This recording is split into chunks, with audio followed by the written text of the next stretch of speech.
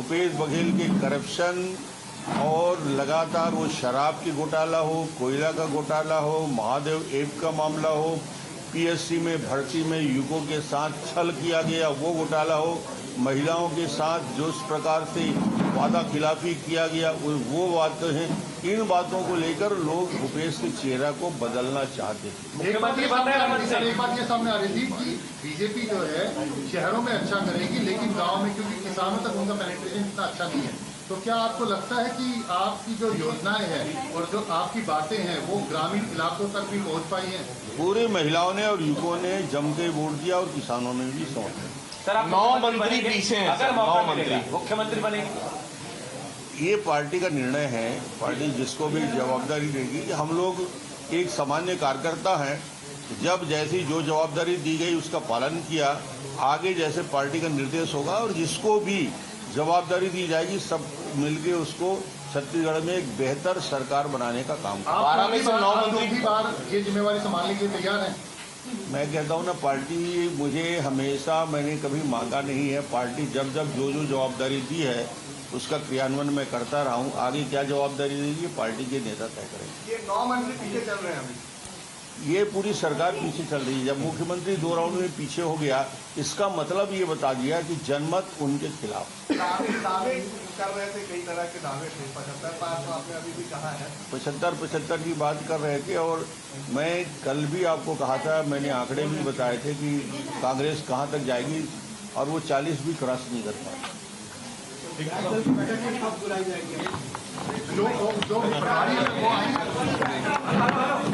Sir, recent trend में BJP आगे बढ़ती दिख रही है, करीबन 42 से 43 सीट्स पे। क्या कारण है? निश्चित रूप से that the former chief minister was in government for 15 years, then swept out of power in Chhattisgarh, and now the BJP seems to be coming back. Let's take a look now, a closer look at what the numbers are, where they stand right now. And these are the big numbers as of right now. The first state that we are taking a look at is is Rajasthan, I think. Can somebody please zoom in? I'm very old, I can't see. Okay, Chhattisgarh out of 90 seats, you've got 38 for the Congress. That's the number we are talking about, and 52 for the BJP. By the minute. Now it's 49, I mean, 40. It's they have changing gone by past the the 50 mark. In Rajasthan, out of 199, the Congress is at 68. The BJP is at 109. 49. So even now, Rajasthan is one of the closer numbers that we are looking at. The third state, Madhya Pradesh, and we've called that election. The congratulations have gone out.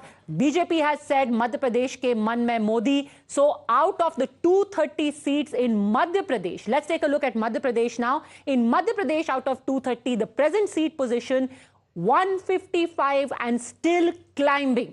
155 to the BJP. It's a sweep for the BJP. It's a two-third measure. They've crossed the two-third mark. Despite 18 years of anti-incumbency, for the BJP to come back with 155, and the Congress is at 72. The BSP is at 3.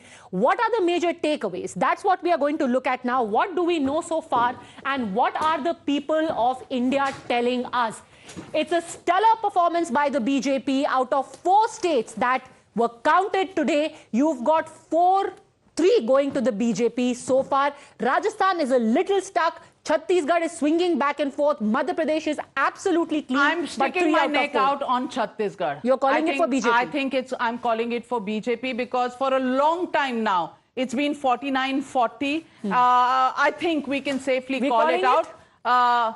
We're calling it out as of now, and it's a 3-1 for the Congress party. They've literally got loss out of the jaws of victory. So that's the big news we are breaking, calling the third election. Big setback for the Congress party in Chhattisgarh, in Madhya Pradesh, in Rajasthan. They were the underdogs, but Congress gaining ground in the south of India, but otherwise it's been a washout for the Congress party. And Sanjay Jha, you would worry about that since you are in the Congress. You talk sense, which is why you are suspended.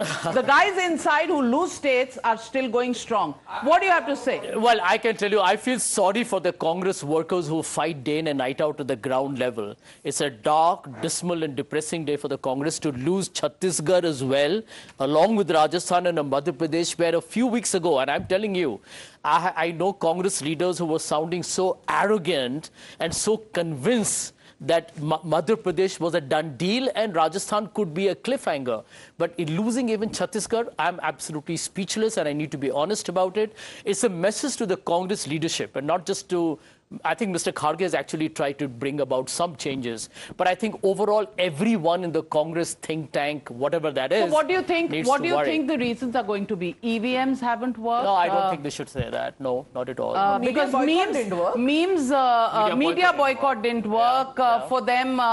Nothing worked for them finally. Yeah. They've given it on a platter, or has the BJP taken it out? And what would you say about the leadership of Rahul Gandhi versus Modi? Modi is converting 80% of the seats where he has campaigned. And the manner in which Madhya Pradesh and Chhattisgarh are showing the turnaround, and in Telangana, their performance. What would you say about brand Modi? Navika, one thing, I think where Rahul is concerned... no, I think Rahul probably and the Congress needs to feel good about Telangana. It's a re-entry back into a territory that has always been their bastion. However, coming down to the crucial Hindi-hearted states, I think, Kamal Nath, whom I know well, but I'm feeling sorry for him today because he actually genuinely believed he was a front runner. But the message to the Congress is you need somewhere an organizational overhaul. I'm asking you about brand Modi. Where I think Mr. Modi is concerned, I think I have been a big critic of his politics and ideology. But I have told people in the Congress and have taken a lot of flack for it. One thing which I love about him is a hunger to win under any circumstances. Do you think the Panoti statement and charge against Modi has backfired? Well, let me tell you. Just like Neech Chaiwala backfired in 2014. Navika, I said it on your show on that very day. I'm a rational human being. I think superstition is, absolute claptrap and rubbish. The Congress should not fall into that trap at all. Shehzad Poonawalla, has Sanjay Jha changed his tune over the last couple of debates now and today? Not really, I'm consistent actually. Well, actually, I don't pay much attention to what he says. Even the Congress doesn't take him seriously. So, leave that aside. Let me make a larger point, Navika. Navika, the larger point is that in this election, Rahul Gandhi sought to put forth a vision for India which has been squarely rejected. What was the vision that he was putting forward? He was putting forward a vision that takes us back 50 years. He was putting forward a vision that says that the economic development that we are seeing is not right. He was putting forward a vision of this country where he was trying to divide it instead of coming together. And the other hand, the Prime Minister and BJP has given a vision where the development is the key focus and development for all. I think today we must discuss that those who have come here and analyzed threadbare, what would they say today on all of those economic aspects that Rahul Gandhi was discussing on? Isn't this a rejection of the credibility of Rahul Gandhi on the entire Garibi issue, on the Arthvyavastha issue, on the issue of representation of various castes? These are the things we should discuss on. We should not be shy you hit the nail on the head. Secondly, and I'm coming back to you, Shehzad, but Telangana numbers coming up, and now we're going region-wise. Greater Hyderabad. Look at the way BRS was at 22 in 2018 and now down to 14, 8 seats lost there. Congress goes up from 3 to 12. BJP goes up from 1 to 4. AIMIM down from 7 to 3. This, Navika, is the big story. Just a second. The big story, I think, from Greater Hyderabad region, this was supposed to be the place where people pay back KCR because it has seen a lot of infrastructure development. You've seen flyovers, etc. But here, the AIMIM has gone down in the Muslim areas, and the BJP has also gained. Because remember, in Greater Hyderabad, wherever there is a Muslim population and the vote is cut, And it must have been between the Congress and the MIM. I'll amplify that the a little BJP bit. gains. I'll amplify that a little bit. Look at the small saffron in the center of the city. It's bang. Yeah. I mean, they're putting up a good fight in Charminar. So the small saffron is the old OSC area where the BJP is gaining now. So it by may the not way, gain in let me terms tell of you votes, that it's a in the vote last split. election also, Absolutely, that's the next point. In the last Smita's point election is the next also, the point. BJP was at number 2 after the AIMIM in Charminar. So most people think that Charminar, it's only a fight between the Congress, BRS and AIMIM. It's not. The BJP ends up being number 2 in many places where there is polarization. And when the Hence split happens, now the split happens, the BJP takes gain. That means the Congress has somewhere split the AIMIM vote over here. That's very clear. Otherwise, BJP wouldn't have taken it. But I'll just amplify Smita's point. The Congress has also gained, which is the important thing. The next thing we are looking at. No, one minute. I'll just amplify Smita's point. What it means for 2024. Between the 2018 Assembly election and 2019 Parliament election, the BJP's vote share jumped from 7 to 19. आज की तारीख में as of 11:30 the BJP's vote share has already jumped 5% from the last assembly election. 12-13% के आसपास आ रहा है. So looking at a 20 plus BJP, yes, 5 more months. Okay, let's take a look at Lower Telangana. Again, the BRS completely down, routed here, 28 down to 10, Congress 11 to 30. BJP. This, Navika, is the traditional bastion as it is of the Congress. And they have made gains over there. So this is hardly surprising. This, by the way, 1 minute. This, by the way, is also the region that borders Andhra over here. And look at the green that has come up and how the pink has been reduced, which was dominant in 2018. Threefold. From 11, they've gone straight up to 30. The Congress over here. So this is as far as Lower Telangana. Now let's take a look at Upper Telangana, where the BRS was very, very which is strong. Where the bloodshed would have happened for the BRS. Take a look. It has been 38 down to 11, 7 to 30. Complete switch. And the bigger story is here, Navika. The BJP. Is the bigger story. And this is also the agricultural area. This is the agricultural area. The turmeric. The turmeric has given a little bit of saffron over there for free. So turmeric ke saath saffron free. I can say now that 2024 Northern Telangana BJP has a very good chance. So you have got farmers, you have got tribals. I think one point that we are missing out on here is when people say that this is about polarization. Remember that these are also states which have a very high population of OBC and tribals. So in these states, for the BJP to be making gains in this tribal area is going to be a big story. Winning in Chhattisgarh with big OBC tribal population is a big story. Likewise for Madhya Pradesh. Now let's take a look at that. Madhya Pradesh numbers coming up on your screen, and let's look at the regions in Madhya Pradesh. Madhya Pradesh overall 114 Congress down to 72, 109 BJP up to 155. What a phenomenal performance in the 18th year. Let's look at now Bagelkhand. Look at this area. This area of Madhya Pradesh, which is adjoining, as you would imagine, it is adjoining Chhattisgarh, which is where Bhupesh Baghel gets his name from. So Bagelkhandi is a language that is in common in Bagelkhand and in Chhattisgarh. So Congress here from 16 has managed to hold on. They are at 14. But the BJP has made a little gain. So little bit of status quo over here. Look at this. The BJP has gained more than the Congress has lost. So Samajwadi Party coming a cropper. All they have done is damage the Congress Party but not got anything. At the cost of, Navika ji, look at this is also very interesting. At whose cost is the BJP gaining? So the BSP vote, etc. also shifting. This is where Mayawati will be called the B team of the BJP. So you've got... Then you would call the Samajwadi Party also the B team because they're cutting into the Congress vote. Let's go to the Bhopal division and look at the Bhopal division numbers. Congress 9 to 5, BJP 16 to 20. BSP's SP remain at naught. Sort of status quo over here as well. Yeah, but just look at the saffron surge. The BJP has gone into the Congress areas. Chambal, this will be an interesting area because this is where both Tomar, Narendra Singh Tomar and Jyotiraditya Scindia, 26 to 12, BJP 7 to 22. Well, this is the big story. Jyotiraditya Scindia works for the BJP, and the Congress must be ruining the day. And Narendra Singh Tomar also. Let's count him also over here. Let the face vote. The overall vote share bump, guys, I'll just brief you that. Said Jyotiraditya Scindia had never worked like this when he was in Congress party. This is the Here is the man running around. And he's worked very, very hard in this region. Mahakaushal region, let's go to that. And in Mahakaushal, let's look at this 24 down to 21, BJP 17 to 18. So status quo. And it has to be because this is Kamal Nath's area. If there was major bloodshed here,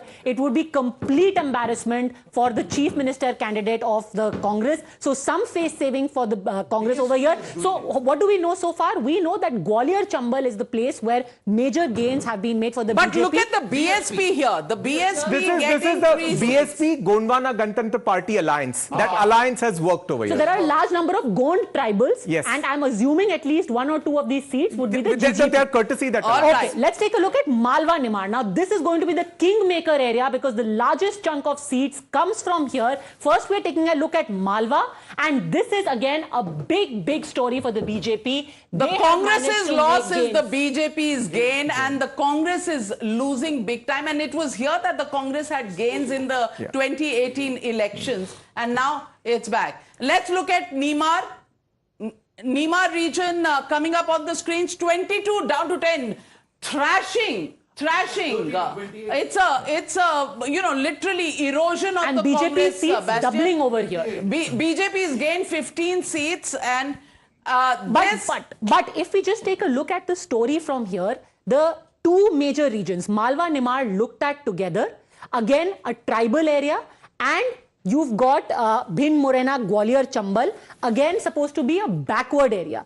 These are areas, these are not some Hindutva belt. We're not talking about Vindhya, which has got upper caste people. So it's easy analysis, but these are backward areas, these are poor areas which have voted for BJP. I am of the firm belief now that the Prime Minister knew what he was saying when he says that he does not believe in caste. There are 4 castes that he believes in: the women, the youth, the farmers and the poor, and that exactly is what is showing, not the caste divisions that the Congress was working on. Sanjay Jha outsmarted completely as far as strategy is concerned. Let's go to Chhattisgarh now, and let's take a look at Chhattisgarh, what's happening there. Perspective Madhya Pradesh, the vote share gain is 5%. The headline for Chhattisgarh, Navika, this is the outlier of the day. The BJP's vote share gain in Chhattisgarh as of 11:30 is 10%. It's the biggest gain. Oh my God. 10%, which they lost last time. In the 18th, 19th year of their rule, if they're gaining 10%, well, it's giving me goosebumps because this is a phenomenon you don't see with many political parties. So Chhattisgarh. Madhya Pradesh lost power last time, but come back with 10%. Let's take a look at Chhattisgarh. 68 down to 42, BJP 15 to 47. We've called out this election. It's tight, but we're taking. We will stick to it. They'll be winning. 10%. It's a silent wave in favor of BJP, which none of the pollsters could detect. And it's a tribal wave. I could see that silent wave there. So let's take a look at the region-wise, which will give us a better idea of exactly who is voting. The first area that we are looking at is the central region, which has the maximum number of seats. The Raipur area. Raipur, Durg se Bilaspur. The traders and the business, all of that happening here. 46 to 34, 14 to 30. Even out ho gaya. They matched him out. This was the only place that Mahadev app. No, that's not the only one. Actually, a very interesting thing also happened here. In the last 3 years, there has been communal violence. Remember, in 2022 and before that in 21, there were riots here.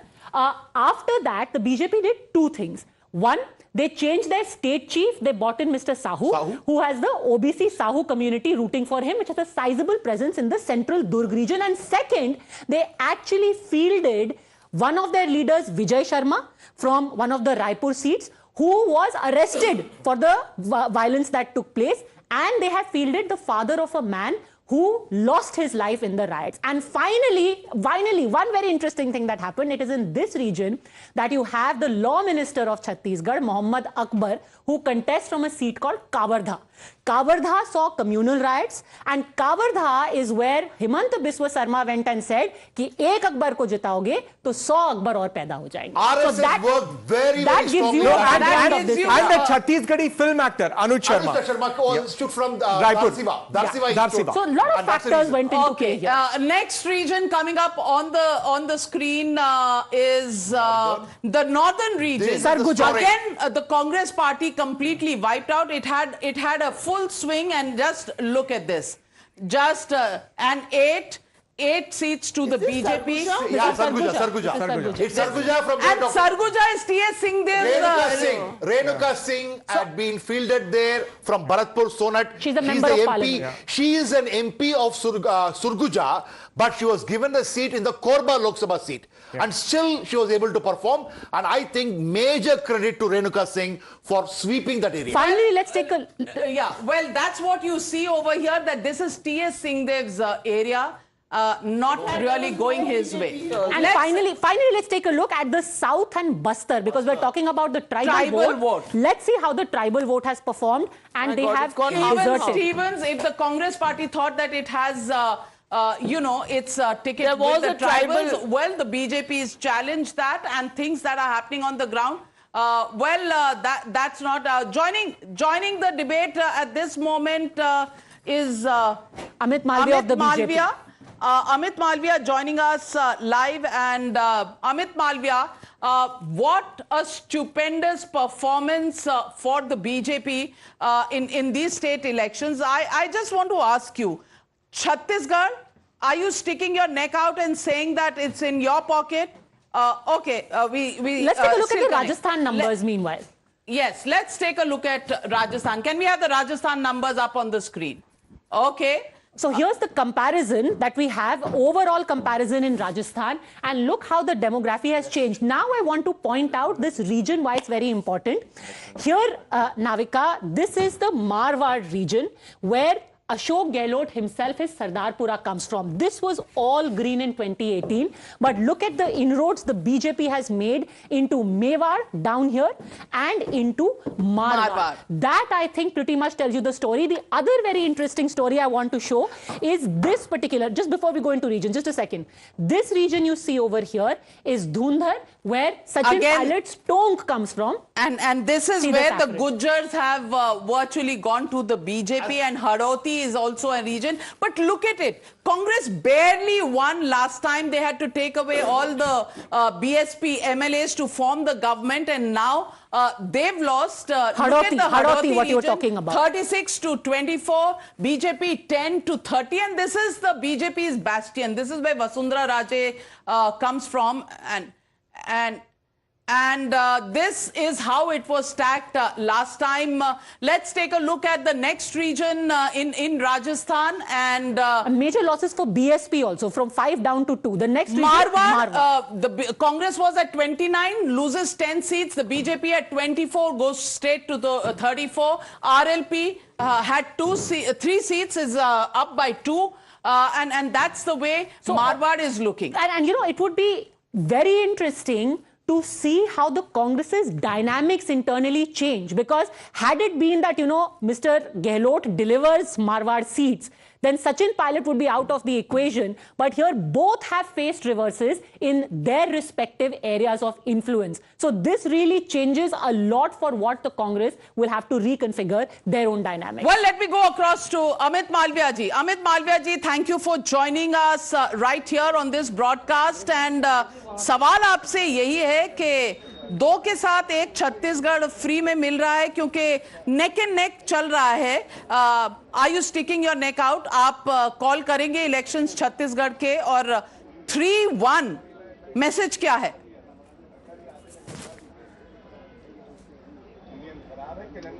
Navika जी, ये 2+1 free नहीं है. Chhattisgarh is the sweetest victory for the BJP. We are going to win Chhattisgarh. It will be 3-0 in the Hindi heartland state. और तेलंगाना में भी, I want to make it very clear, this is a vote against the BRS. It is a vote to put KCR out. It is not a vote for the Congress.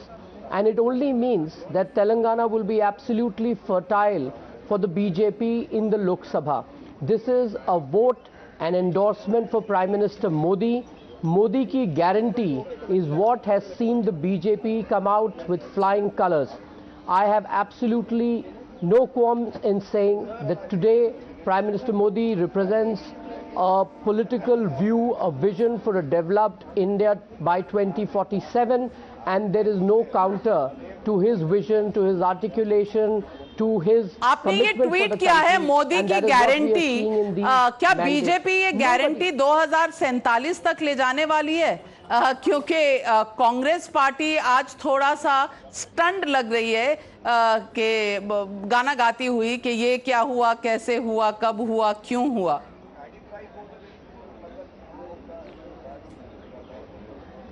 ऐसा नहीं है।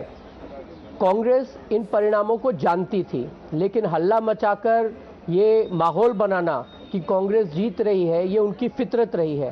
कर्नाटका में भी और तेलंगाना में, मैं दोबारा कह रहा हूँ, वोट रूलिंग पार्टी के अगेंस्ट था, कांग्रेस के फेवर में नहीं था। Congress just happen to be the beneficiary of that vote that was going against the incumbent in both the states. और जहां तक कांग्रेस और राहुल गांधी का सवाल है, आपने कांग्रेस के प्रवक्ताओं से पूछना चाहिए कि राहुल गांधी ने मध्य प्रदेश और राजस्थान में भारत जोड़ो यात्रा के लिए कितने दिन निकाले और उसका परिणाम जो आया है, क्या उसका श्रेय राहुल गांधी को मिलेगा? राजस्थान में कांग्रेस ने मल्लिकार्जुन खड़गे को अपने एडवर्टाइजमेंट के पोस्टर से हटा दिया था। सिर्फ राहुल गांधी और अशोक गहलोत के फोटोज पे उन्होंने चुनाव लड़ा, तो स्वाभाविक रूप से इस हार का जो श्रेय है वो भी राहुल गांधी को जाना चाहिए। कांग्रेस से सवाल पूछे जाने चाहिए। और Telangana is still not clear for the Congress, they have gone below the halfway mark, so we should not be in a hurry to call Telangana. We'll have to still wait and see if the state will throw up a hung house. पनौती कौन?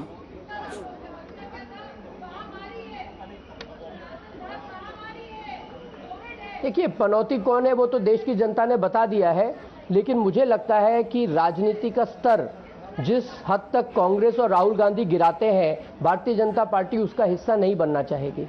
Amit Malviya, you think that these wins, at least in Rajasthan and Chhattisgarh, will bring with them their own set of headaches for you as well?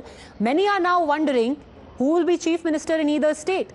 Raman Singh, who was in hibernation for the last 5 years, or Vasundhara ji, who many were wondering had been completely sidelined.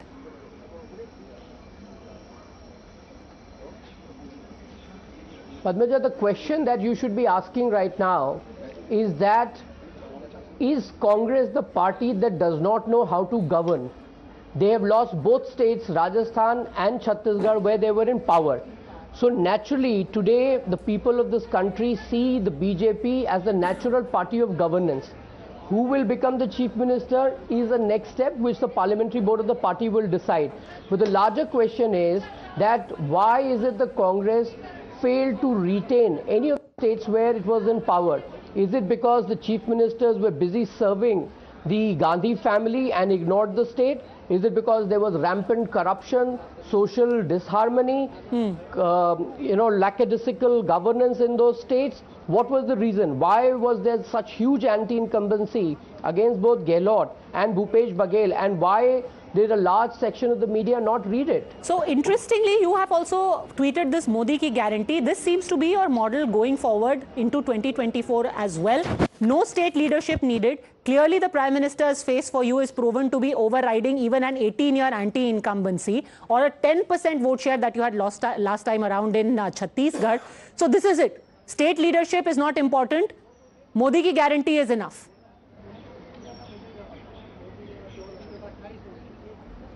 Padmaja, let me first correct you. The BJP has been in power in Madhya Pradesh for last 20 years. So if you are talking about a possible anti-incumbency or pro-incumbency as the results are showing, it is for 20 years. Shivraj Singh Chauhan ji has been the chief minister for 18 years. You had Kamal Nath also for 2 years in the middle. 1.5. Much more than that. Having said that, yeah, but he was really not in power in that sense. Having said that, There is no denying the fact that Prime Minister Modi is the tallest leader of the BJP, and his name definitely adds a huge chunk of support for the BJP. It's not to say that our state leaders are not important. We fought this election by putting them in the front as well. But naturally, Prime Minister Modi, his credibility, his charisma, and the fact that he delivers on whatever he promises is what people value. The trust and credibility that he brings to the political discourse is unquestionable. And that is what you're seeing in these mandates. So it's not about Amit Malviya जी, आचार्य प्रमोद कृष्णम जी ने tweet किया है, सनातन का श्राप ले डूबा। क्या आप सहमत हैं इससे?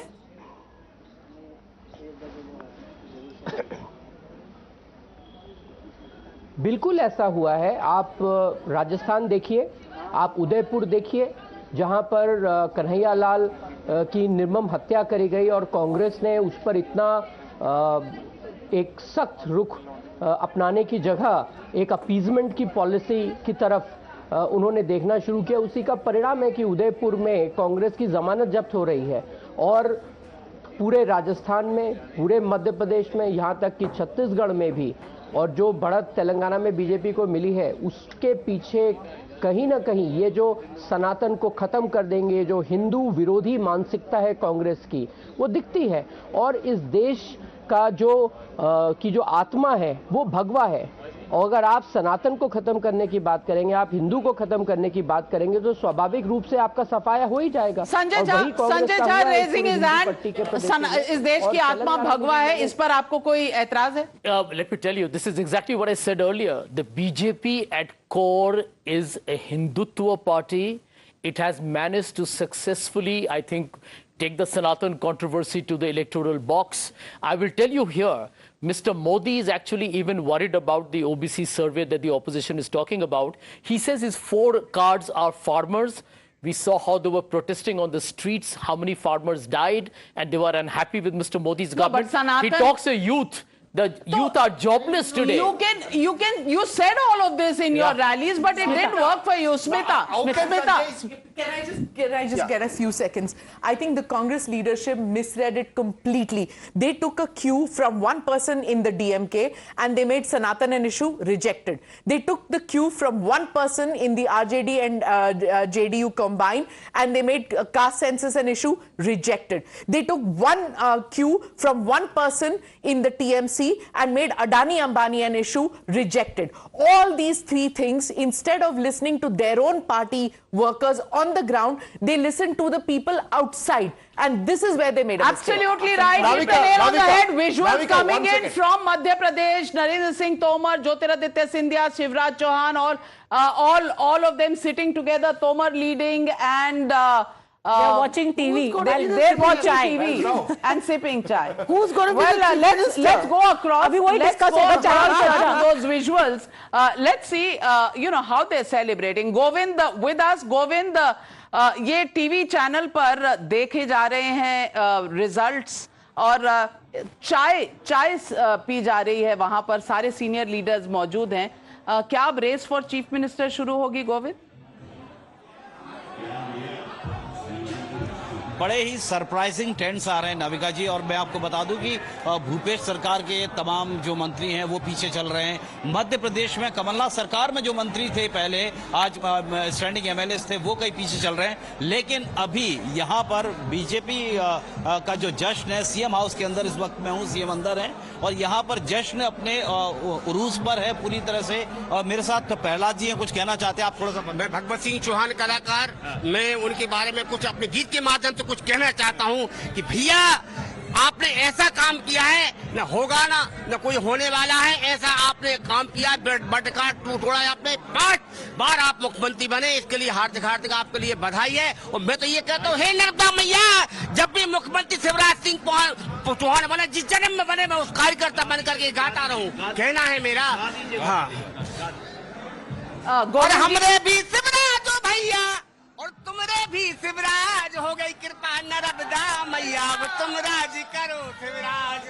देख रहा हूँ कि जीवन पद्धति से आखिर तक सुना रहा हूँ। माहौल है नाविका जी सीएम हाउस के अंदर। बिल्कुल वहां सेलिब्रेशंस हैं और यहाँ देख लीजिए स्मृति ईरानी ट्वीट, एक अकेला सब पर भारी, एक अकेला Modi. That is what Smriti Irani is tweeting, एक अकेला सब पर भारी। दैट्स देयर मॉडल, मोदी की गारंटी। जब बोला था तो people really went after him, Saba Naqvi, but no, listen, definitely Modi is there, लेकिन ये this tweet I would say क्योंकि संगठन ने बहुत मेहनत की है, वो मैंने जमीन पे देखा, मैंने डिटेल में लिखा है किस तरह से किस लेवल पे। तो मोदी जी तो है ही, लेकिन संगठन का भी रोल मध्य प्रदेश में तो बहुत अहम था।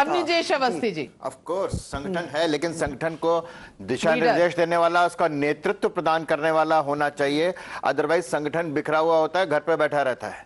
ये है संगठन, ऑफ कोर्स संगठन है, इसमें कोई दो राय नहीं। And I also want to make a point at this time. Ashwini Vaishnav, I met him on the polling day in Madhya Pradesh, and he made a point that our job was, as karyakartas, was to get people out to vote. And we've successfully done it, and he had tweeted some pictures. If we can pull out that tweet of Ashwini Vaishnav, he'd put out pictures of women in queues, and their focus was the women voters. And they were in queues early in the morning where the Congress had not even got its tables out. I'm only quoting him. I'm not saying this on my account. Sanjay Jha, is that where the Sangathan, and is there where the direction and leadership really comes in? Navika, have always maintained that the one thing that all opposition parties, not just the Congress, has to learn from the BJP is this relentless passion at the ground level to win each and every election, from a municipal to the Lok Sabha. And I can tell you this, that I think that is the biggest problem with the Congress today. Does it have an inspirational leadership that can galvanize cadres that actually believe that they can turn the tables around? I don't think that's happening. The booth level management continues to be a lacune, which is a surprise because everyone knows that is the only way that you get the last mile to work for you. So I think the Congress once was supposed to be like having a boilerplate to win elections. I think it is cracked, and they have not been able to fix it with the kind of vigor that is required. And I think the party is paying the price for it. But I think, to be very fair to the Congress on this, you cannot match an ideologically driven cadre which the RSS has. The Congress always relies on Hawa. No, and then the candidate, let me finish. There's no organization at all. Then the candidate is expected to do the booth management. So here's my question. Why can't the Congress have an ideology of its own? I mean, every party should have ideological moorings, right? So what is your ideology? So now if Kamal Nath, let me finish, if Kamal Nath and Bhupesh Baghel are both saying what we call Hindutva also, why shouldn't people vote for the real thing? See, why shouldn't they? Just a minute. Women are getting benefits. Just a minute, Sanjay Jha. JVC. 1 second. Dr. Sanjay Jha, a few minutes back, said there is a huge unemployment. Now, what is he talking about? Do you know that in Chhattisgarh there is a youth of the state who went and voted against Congress? Because you have not given any solution for the employment problems. 18 times Rajasthan, your paper has been leaked. You're not conducted examination. And that is the reason why you're losing. Now you got to look at the mirror. The Congress, before talking about Narendra Modi and BJP, would have to look at what had they done to the country. And the states where they're ruling, what they are doing. Okay. Now I can tell you, this is the reason why you're losing in Chhattisgarh. I want to bring in a little bit of data since we're talking about Chhattisgarh. JVC, since we're talking about Chhattisgarh, key Congress leaders trailing in Chhattisgarh. Bhupesh Baghel is trailing in Patan. Mohammad Akbar is trailing in Kavardha. Mohan Markan is trailing in Kondagaon. Kawasi Lakhma is trailing in Konta. He's one of the tallest tribal leaders. A firewall breach. Kawasi Lakhma is trailing. Charandas Mahant is trailing in Sakti, and Amarjit Bhagat is trailing in Sitapur. This is going to hurt the Congress very badly. The fact that you have got not just the chief minister, you've got the only Muslim minister in the cabinet, He is trailing. You have got your tallest tribal leaders trailing. Do you have a story there in Chhattisgarh? And can you show it to us? When Chhattisgarhis want to bring the guillotine down, they really do. If they rejected Raman Singh at one point of time, they totally rejected Baghel today. But Raman Singh was after 3 terms. Yeah, that's what I'm saying. So when they bring it down hard, they bring it down hard. This after, all the polls seem to suggest that the approval rating of Bhupesh Baghel is... What did most people say? MLAs के खिलाफ anti-incumbency है. Bhupesh Baghel से कोई... Except that the PR campaigns of Baghel and Gehlot, they influenced... Including BRS. BRS. That's very honest. You can't advertise on a local newspaper. But then you will also have to factor in the 508 crore corruption charge. Did that cut ice with the people? Raman Singh says so. Urban areas, but the rural women. That's what I'm saying. 50 lakh women have been given guarantee cards. Modi ka guarantee, not BJP ka guarantee. Now, Sanjay Jha must know. Okay, we're going across to Jay and Madhav for a deep dive into numbers. One is, of course, we're looking at the southern part where there's a complete splash of saffron over here, and the northern part, the tribal belt that we're talking about. But what about these seats there? This is BSP and the JJC. Those 7 seats also have been lapped up. You can just turn a little because you've got your back and we can't see the screen. Those 7 seats also have been lapped up by both the BJP and the Congress over here. But the advantage appears to be for the BJP, particularly in these tribal belts, because they're continuing the strong leads both in South, Bastar, as well as in the North. See, I think what the BJP has done is very strategic. It has tried to ensure that the Congress headline becomes Congress lost the tribal areas. Now, can you imagine, let's take the lowermost seat here. This is Konta, okay? Kawasi Lakhma is like been since ages winning there. He is losing to a Manish Kunjam of the CPI, right? I mean, that is something strange. Go above that, you have seats like Jagdalpur, again hardcore tribal and Naxalite belt. The Congress loses to the BJP. Come up there. There's a full belt here, which is Keshkal, Dhamtari. It's just the region above the core bottom of Bastar. The BJP takes all of it. Then there's another belt that the BJP goes to capture. You come here. Okay, this is Baloda Bazaar, this is Dharshiva, the entire belt around Raipur. Yes. So that entire urban catchment, and the BJP worked on strategy. For example, Dharshiva, they got Anuj Sharma, who's a Chhattisgarhi actor, and they got the RSS to campaign for him. So that seems to have worked. Then again, the BJP has gone up north and focused on all the tribal areas. So this entire Sarguja Sambhag, the BJP has done well, and they were clear about their strategy. In Sitapur, where the food supplies minister is contesting, Amarjit Bhagat, they have got... the daughter-in-law. They've got an effective candidate there. The candidate against Mr. T.S. Singhdev, I don't know what his current status is, but was a former military man, Mr. Topo. In Lundra, they got a Catholic Christian to contest. I think seat by seat, the BJP has worked. Upar ki hawa Baghel ki rehne do. Hum seat by seat and I want to come in on this. It was the micro planning by somebody like Amit Shah who decided to go each seat by seat on a target to make the ministers lose their seats.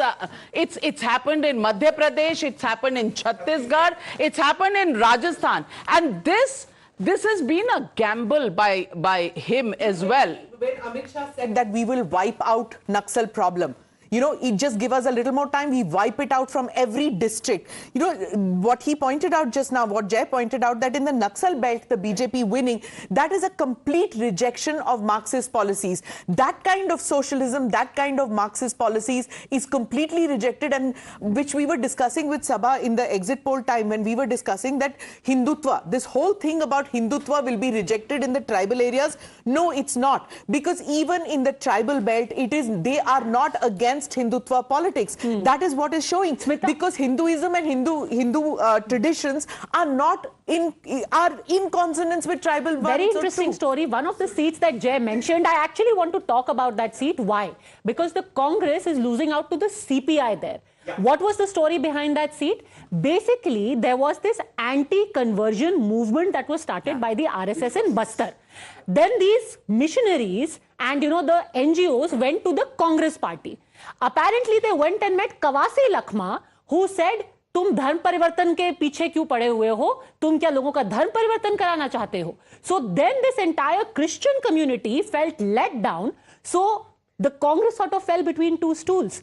The BJP took away the believers. So they've got these group of tribals who are Christian are called Vishwasis. They are not Adivasis, they are Vishwasis, they are believers. So they decided to go instead with the CPI. That is how the CPI took away one chunk and the BJP took away of the other chunk of Breaking tribals. news coming in at this moment. We're given to understand that the Prime Minister will be at the BJP headquarters at around 6:30 p.m. this evening, and why not 3-1? And as Amit Malviya put it very aptly, it was a vote against the BRS in Telangana. Of course, the Congress party is ahead, winning the state, but it was a vote against KCR. In the other three seats, in the other three states, Tehseen Poonawala, you've got a knock in your solar plexus. Yeah, only solar plexus? Only? No. But one more thing. I don't think Prime Minister will go at 6:30. I think he'll go at around 8 o'clock. That's the Prime Minister's style. And when he does that, I'm sure there'll be one section of the media saying, look, he's taking ownership of the victory whenever. But it is true. It is his day. Exactly. So then please tell your colleagues in your party that he will take ownership of loss as well as victory. एक बार बोलता हूँ, मेरी बात कोई नहीं सुनता. मैंने बोला मत दो सनातन धर्म को गाली, मत करो ओबीसी. लेकिन तहसीन Poonawalla, I want to ask you, आपने मेरे से बेट लगाई थी 130 मध्य प्रदेश में. आशुतोष जी, आप हंस रहे हैं. बेट आपने भी लगाई थी चाय वाली, आपने भी लगाई थी चाय वाली. आपने कहा था मध्य प्रदेश और Chhattisgarh Congress. What Tehseen said, I distinctly remember. Navika ji, on this day I will be in your studio, and in Congress this will happen. Ashutosh जी, आपने भी कहा, आप वो कर रहे हैं. Ashutosh is not saying. I've always said edge. I never said somebody is going to win. Somebody is going to win. Edge का हो गया hedge. No. Ashutosh, you might try and find refuge, but there is no saving you from Sanju Verma today. Today, Sanju Verma will have you for lunch. One second, he's trying to find refuge. He called on one second. Don't, I admit on camera. He called me up. He said, Madhya Pradesh में क्या हो रहा है? I said, पता नहीं क्या हो रहा है, हम हार रहे हैं. He said, ठीक है. Okay. You call me on. All right.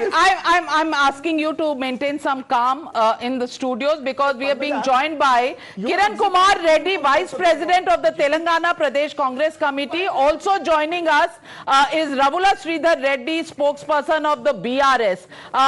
Congratulations to you, Mr. Kiran Kumar Reddy. The Congress seems to have pulled it off in Telangana. What would you assign this victory to? Is it a vote against the BRS or is this a positive vote for the Congress party?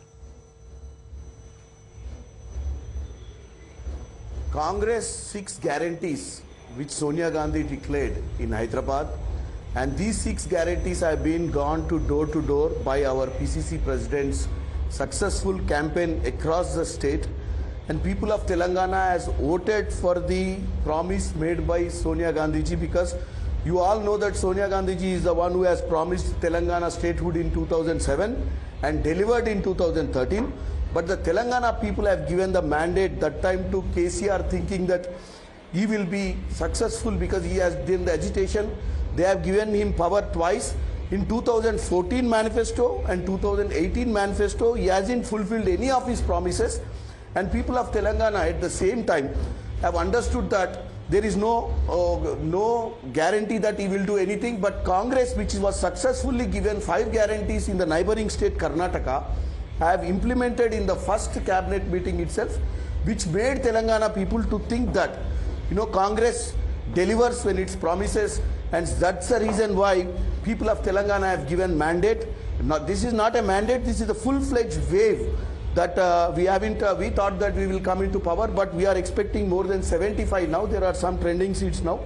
So this is an absolute majority, and we are looking forward for a successful. Let me get in Ravula Sridhar Reddy. Ravula Sridhar Reddy, 70 for the Congress, 38 for you. Third time around, your gun which was being loaded with bullets, you ran out of bullets, sir?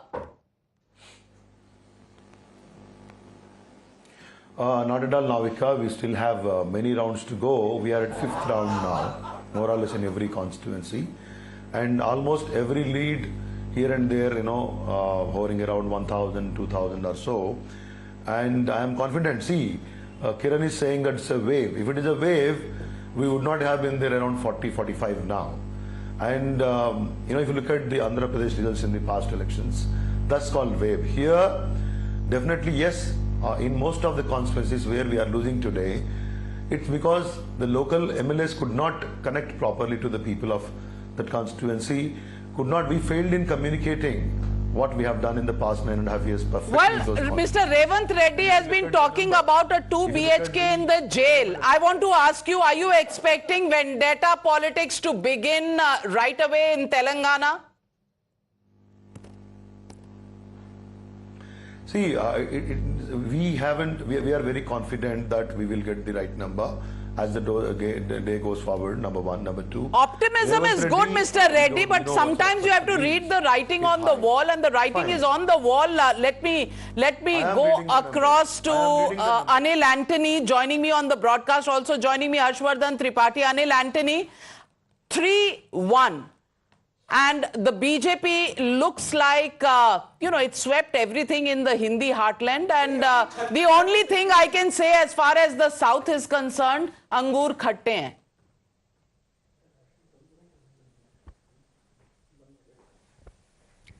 Absolutely not. We are very happy with our performance. Everything is as well as we expected. 3 of the states we are comfortably winning. Telangana also, after this election, the Bharatiya Janata Party has positioned ourselves as a very legit, strong political force in the state. Last time we only had 7% votes and 1 seat. Now we are touching double digits. We are tremendously improved in the south also. Across the south, Telangana, Tamil Nadu, Kerala, everywhere we are improving. We are steadily rising. And in our strong forts, we have done even better than last time. Madhya Pradesh is one of our biggest wins ever. So the party is, we are already the world's largest party. We comfortably won 2014 and 19 elections, and at this moment we are looking stronger than any time in the past under the leadership of our Prime Minister. Well, Asif Sohail, अगर Hyderabad area में AIMIM को इतनी दिक्कत आ रही है, तो बाकी देश का क्या होगा? ये तो पब्लिक का सोच है, पब्लिक का मैंडेट है, ठीक है। इलेक्शन में नीचे ऊपर होता है, देखते हैं। अभी तो रिजल्ट पूरे आने दीजिए। अभी मैं आपको यही बता दे रहा हूँ कि कांग्रेस पावर में आएगी तो इसके पीछे माइनॉरिटी वोट का बहुत बड़ा रोल रहेगा। और जो ग्रासरूट वर्कर्स है, कांग्रेस के जो लीडर्स है, किरण जो बैठे हैं यहाँ पे, ऐसे लोगों ने बहुत हार्डवर्क किया है कि पार्टी को वापस ठहराने के लिए, जो पिछले 10 साल से चले गई थी। ये लोग ने बहुत मेहनत की है। देखिए, जो तो ओवैसी जी जो मामू के लिए वोट मांग रहे थे, वो ओवैसी जी की तो कोई सुन नहीं रहा ना माइनॉरिटी में। नहीं, क्यों नहीं सुन रहा है? देखिए मैडम, बराबर सुन रहा है। उनके जो क्षेत्र में उनका जो वोट बैंक था, वो वोट बैंक आया है, थोड़ा प्लस और माइनस है, ठीक है। देखिए, जो फ्लॉज है, जो ड्रॉबैक है, उसको ओवरकम करना होगा। हर चुनाव में देखिए एक चीज सीखने को मिलती है, जिससे आप ये चीज नहीं बता सकते हो कि सारी आवाम उनके खिलाफ हो जाएगी MIM के। ये नहीं होगा। देखिए, उनके नहीं, ये नीचे के जो लोग हैं उनके तरफ से जो दिक्कतें आई हैं लोकल लीडर्स के तरफ से, तो हर पार्टी के अंदर होता है। देखिए, अब जैसा कि बीजेपी का एक जो बड़ा दावा था, वो तो पूरे कोई वॉश आउट हो गई है तेलंगाना से। देखिए, जो एक हिंदुस्तान बीजेपी की आपसे ज्यादा सीटें हैं, आप उनको वॉश आउट कह रहे हैं। Going across to our reporter Pinky Rajput joining me from the Congress headquarters in Telangana where celebrations are on. Pinky, what is going on there, and how many claimants for the Chief Minister's position, or is it now very clear that it will be Revanth Reddy? What are you hearing?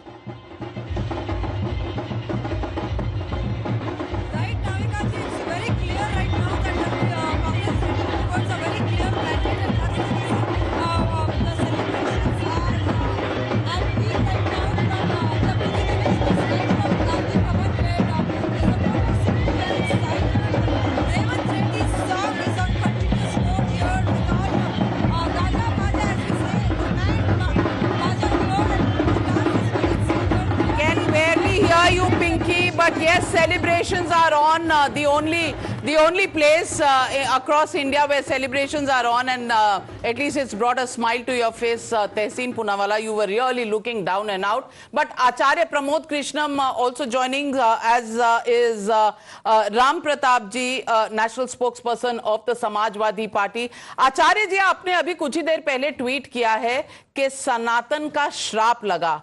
क्या आप सचमुच समझ रहे हैं कि ये सनातन के कारण हिंदी हार्टलैंड में कांग्रेस वॉश आउट हो गई है, या कुछ मदद मिली है आपके दोस्तों अरविंद केजरीवाल और अखिलेश यादव जी से भी?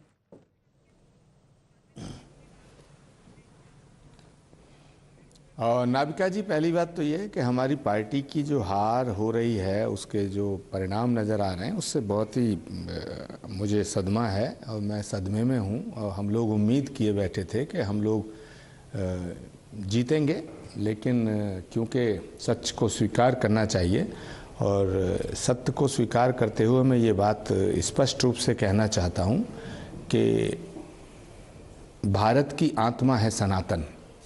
सनातन के बिना भारत की कल्पना भी नहीं की जा सकती है और ना भारत के लोकतंत्र की कल्पना की जा सकती है. लेकिन सनातन का विरोध करने वाले, सनातन को मिटाने की घोषणा करने वाले, रोज़ सनातन को गाली देने वाले, रोज़ हिंदू धर्म को गाली देने वाले, हिंदुओं की आस्था पर कुठाराघात करने वाले लोगों के साथ अगर कांग्रेस खड़ी होती है तो उसका परिणाम यही होना था. You know, we're just getting images now. Those images, our viewers must be wondering. Shivraj Singh Chauhan, there with a lady. She was one of the beneficiaries of Ladli Behna. She works in the Chief Minister's office. So, and emotional, she apparently works as a gardener, and she came with a single flower for the Chief Minister. I just want to give out a few of the numbers now. Jeetu Patwari in Madhya Pradesh is trailing by 18,702 votes. So the margins Rahul Gandhi ji ke bahut kareebi mane jate hain. Margins. But he was in Delhi. He was a chief ministerial. He thought he was the chief ministerial candidate. That is wonderful. The margins. Look at the kind of margins. Just take a look at some of the numbers that we are getting in. Also in the Congress, as far as Jeetu Patwari and Kamal Nath are concerned, so there were these fissures within the party there also. So it's possible that some of the cadres has worked against Jeetu Patwari here. And it's telling in the numbers. You know, you've got Manik Singh of the BJP, who is ahead by 27,461 votes. Then again, you have got Madhu Verma of the BJP. Right now, she is at 55,673. In Indore, you've got in the Rao Vidhan Sabha, the BJP is ahead. So these are the kind of numbers that we are getting. Right now, what we are getting to know, as for Revanth Reddy, he is ahead of both of his seats. Kodangal and Kamareddy, he has got the leads over there. So interesting, but for you, for the BRS, Mr. Rao, this is not very good good news. That you've got the Chief Minister actually trailing in Kamareddy as well.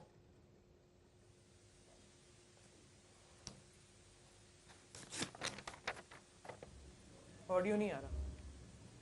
I don't know if he can hear me. Sridhar Reddy ji.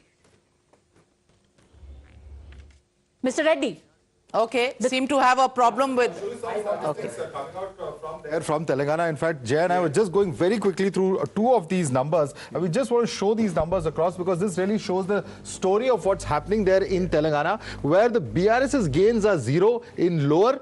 Congress has gained a whopping 24, taking the number to 32. So these changes, all these purple to greens, all the purple to greens are essentially what has gone into Congress's getting lower. Japanese fan design is what has gone from the Congress. Greater Hyderabad tells a very interesting story because these three that have been lost by MIM have gone directly to the BJP. Congress gaining 10, BRS gaining only 3, and therefore the numbers that you see over here are pretty much a mixed bag in the Greater Hyderabad region. And the Hindu vote has gone to the BJP because the Muslim votes gone to the Congress, and therefore MIM. But there's a lot of splitting that's happened. It's not a direct change because there's a lot of fights. There is MIM, there is BJP, there's Congress, and there's BRS. So it's a three-way battle in several seats, and that's what's caused a lot of this confusion and fluctuating vote. Upper Telangana is a very, very interesting story as well. Just a few of the strongholds retained by BRS. Yes. The rest are all gains by the Congress and even small gains by the BJP. BJP, incidentally, in places like Adilabad, which are actually the foundation of the Telangana movement. And incidentally, what's interesting is 5+3. This is perhaps the BJP's best ever performance in Telangana. Absolutely. Though Raja Singh, who was the only MLA in the last assembly, appears to be trailing at this point of time. Surprised if there is now, after these results, if there is some kind of a change in the BRS's outlook, it is possible that K. Kavita turns around and says that KTR's policies have misguided KCR, and hence she takes a stronger point. And doesn't matter, I'm talking about what, because she has been soft towards the BJP as compared to KTR, who even to an interview to Padmaja, he was like, kutte ne nahi kaata ki main BJP ke saath jaunga. You know, he was that aggressive in his outlook, whereas she had taken a softer outlook. So when 2024 is to be seen, maybe BRS rethinks about how they are going to be strategizing, going with the India alliance, going with the fourth front, or going with the BJP and NDA. Well, let me just give you the headlines at this moment. The headlines clearly are that this is a BJP sweep completely in the Hindi heartland, winning Madhya Pradesh by a margin that nobody expected, and this is when they've been in power for 19 years. They have clocked 157 seats versus 70 of the Congress. Less than half is where the Congress party is. This is when they expected to win, and they were called by all polls, opinion polls, as leading and having the edge till towards the end. But Congress literally losing the plot in Madhya Pradesh. In Rajasthan, the BJP in safe zone, 113, and clearly no resort politics expected there. But the biggest statement that the BJP is making is really in Chhattisgarh, 54 to the BJP versus 34 to the Congress party, and that is really rewriting history. And two more points on Chhattisgarh, Navika. After formation of the state of Chhattisgarh, this is the highest ever tally of the BJP. 54 aaya hi nahi. Exactly. The last highest was 51, and this time it's 54. And in Telangana, the Congress party at 71, the BRS at 37. But if you look at it, the takeaways will really be that the day goes to the BJP. It's a saffron sweep across the Hindi heartland. And anybody who thought that, Congress party, the India alliance had a chance really to put a foothold there, well, they'll have to go back to the drawing board. And this is actually 2018, all three states lost. In 2023, you come back with 3 victories. 2 of them are surprise victories, even by pollster standards. And that really shows that ek akela sab pe bhari, because that's what Narendra Modi is, and it is the Modi magic, Modi popularity all the way. It is also a referendum on caste politics, caste census that Rahul Gandhi has been talking about. It is a referendum, or it is also being called as Rahul Gandhi's success after Bharat Jodo. Has it really translated in Madhya Pradesh, Rajasthan? It clearly has not. It is also the disconnect between the high command and the chief ministerial candidates like Ashok Gehlot and Kamal Nath. Not there at all. And then you will have to also look at the fact that the micro level planning, the strategy that Amit Shah put on the ground, targeting seats of ministers, targeting areas, putting people, union ministers being sent, all of that really taking the wind out of the sails of the Congress party. And this is called proactive, aggressive strategy by the BJP. And the Congress didn't have a chance in hell, Tehseen Poonawalla. That's what it turns out to be. I think that the Congress should now realize, and I think there's some positive the Congress can take from the Hindi heartland defeat, if you allow me. In 2003, the BJP swept the Hindi heartland, but the Congress won Andhra Pradesh, and then the Congress went on to win the Lok Sabha elections. Similarly, in 2018, the Congress won the Hindi heartland, but BJP won. So now, look, I'm just being a fool in paradise. I agree with you, and I want to see the Congress win, but the Congress needs to pause and listen to people like Acharya ji, listen to people who are saying, stop being so woke and so leftist. Stop Panoti and stop Sanatan bashing, and stop the caste census, which is caste really not. census may work in UP, Bihar. So sorry. It's a mix of 3 or 4 things. First of all, I think it's a terrible day for tourism industry. I don't know what's going on. These, the election should be closely fought. I mean, this is like a decisive thing. It's bad for our economy. We can't have this thing. All rules have to be released. But, I really respect and admire Pramod ji. And I think the only time someone can be fearless and speak his or her mind in Congress is either if you're an Acharya or you're about to be raided by the ED or CBI. But what Acharya ji has said resonates very well with a lot of other people. For example, okay, let me take example of Tehseen and Acharya ji. They have said 2 things. Consistently, they have said, do not talk ill of Sanatan Dharma. Do not go for the caste census. Why are they in the studio, Navika? They should be in the inner ring of Rahul Gandhi. The people who are in the inner ring of Rahul Gandhi are not in the studio. That's the problem. पर आचार्य जी, आप अकेले हैं जो हमसे बात करते हैं, जो बॉयकॉटेड जर्नलिस्ट हैं. आप अभी wannabe कांग्रेसमैन हो, आप अभी हुए नहीं हो. तो आचार्य जी हमसे बात करते हैं, इसलिए शायद राहुल गांधी उनकी बात नहीं सुनते. आचार्य जी, ये स्टूडियो से पुकार आ रही है, आप इस पर क्या कहेंगे?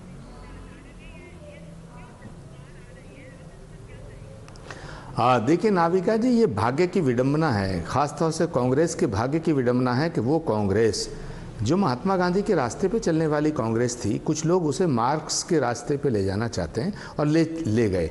ये जो आज के परिणाम है, ये कांग्रेस की हार नहीं है, ये तो वामपंथ की हार है. कुछ लोग कांग्रेस पार्टी के अंदर ऐसी कोटरी है जो पिछले 8, 10, 12 सालों से फैसले लेती है कि वो कांग्रेस के प्रेसिडेंट बदल देती है, लेकिन कोटरी वही रहती है. नंबर 1. नंबर 2, नाविका जी, ये फैसले ही गलत लिए जा रहे हैं. अब मुझे आप बताइए, हमें लड़ना है भाजपा से, हम लड़ते हैं एंकर से. हमें लड़ना है भाजपा से, हम लड़ते हैं वंदे मातरम से. हमें लड़ना है भाजपा से, हम लड़ते हैं भारत माता की जैसे. अब ये जो एंकर्स के बैन करने का जो फैसला था, इसका कोई लॉजिक है, इसका कोई तुक है कि हमें भाजपा से लड़ना है, लेकिन हम किससे लड़ रहे हैं? कुछ पत्रकारों से. अरे भाई, पत्रकारों की स्वतंत्रता और हम जिस डेमोक्रेसी की बात कर रहे हैं, हम डेमोक्रेसी के चौथे स्तंभ को बैन कर रहे हैं.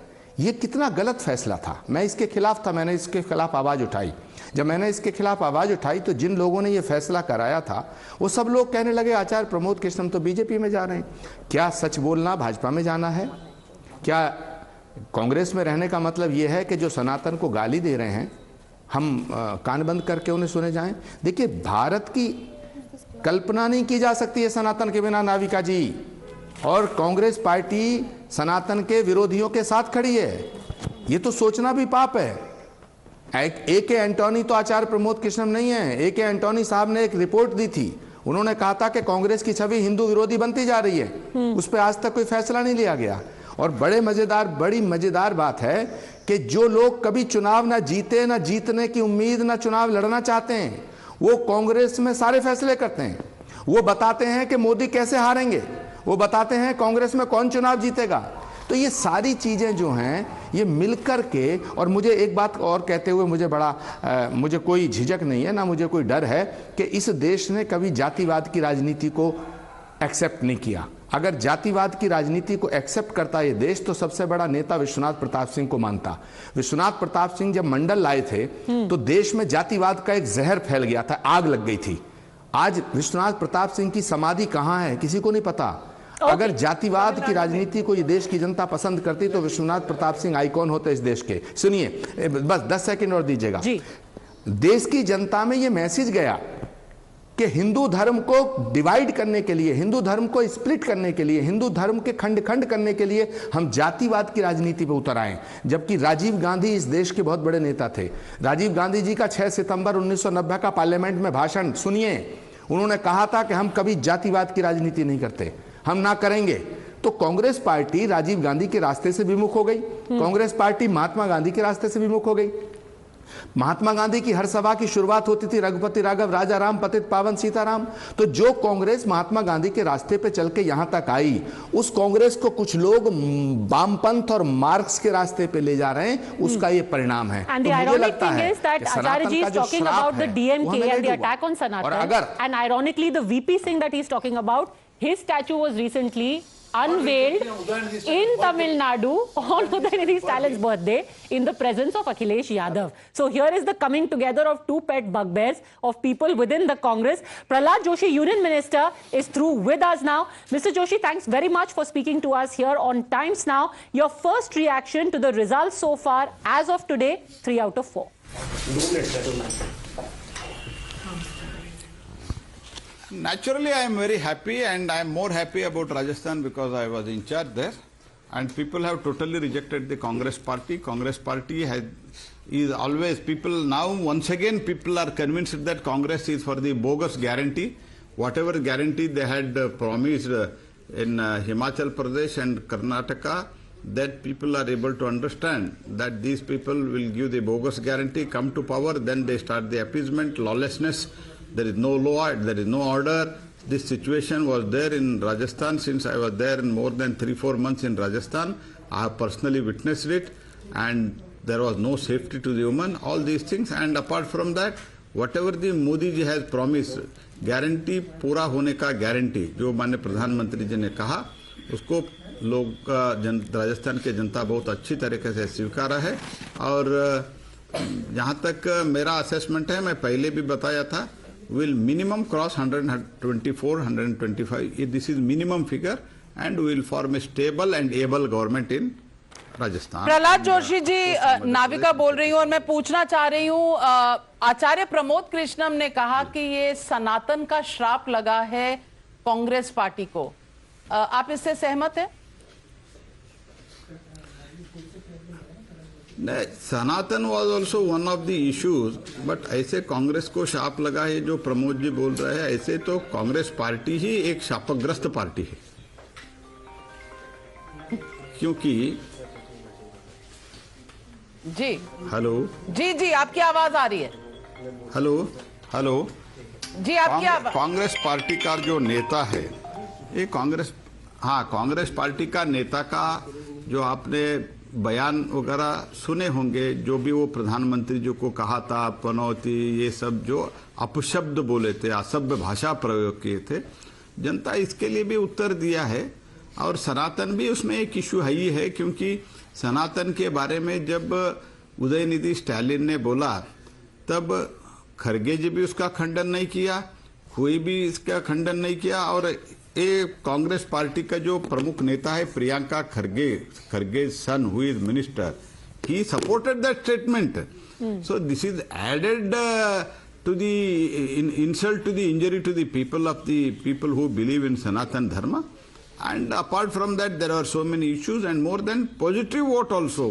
मोदी जी का जो सेंट्रल में गवर्नमेंट देखा है 10 बरस, और लोगों को लगा राज्य में भी डबल इंजन सरकार है, तो मोदी जी के मार्गदर्शन में बहुत बढ़िया काम हो सकता है। I request you to be with us because Renuka Chaudhary, former Union Minister, also joining this broadcast. And Renuka Chaudhary, congratulations for the Congress's performance in Telangana.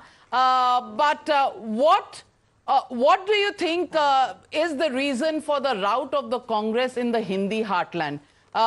Many are saying your caste card hasn't worked, your religion card hasn't worked. Also, the fact that Rahul Gandhi's Bharat Jodo Yatra hasn't really worked in the Hindi heartland is something that the Congress will have to worry about.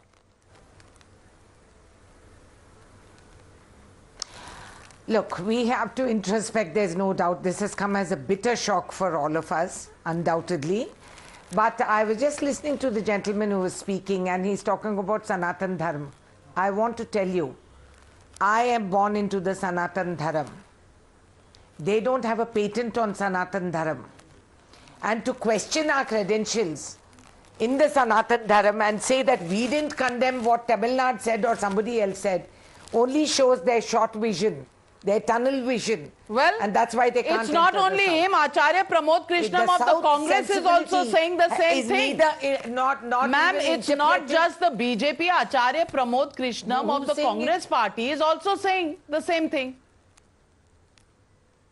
You call the Prime Minister Panoti, you go for the caste card, you abuse Sanatan Dharam. You know, the results are in front of you. Did you believe that Modi ji has spoken with lot of savyata about all of us women? Do you believe that Modi ji's speeches are all full of savyata? What he has said in parliament against us women, what he has said in the streets about us.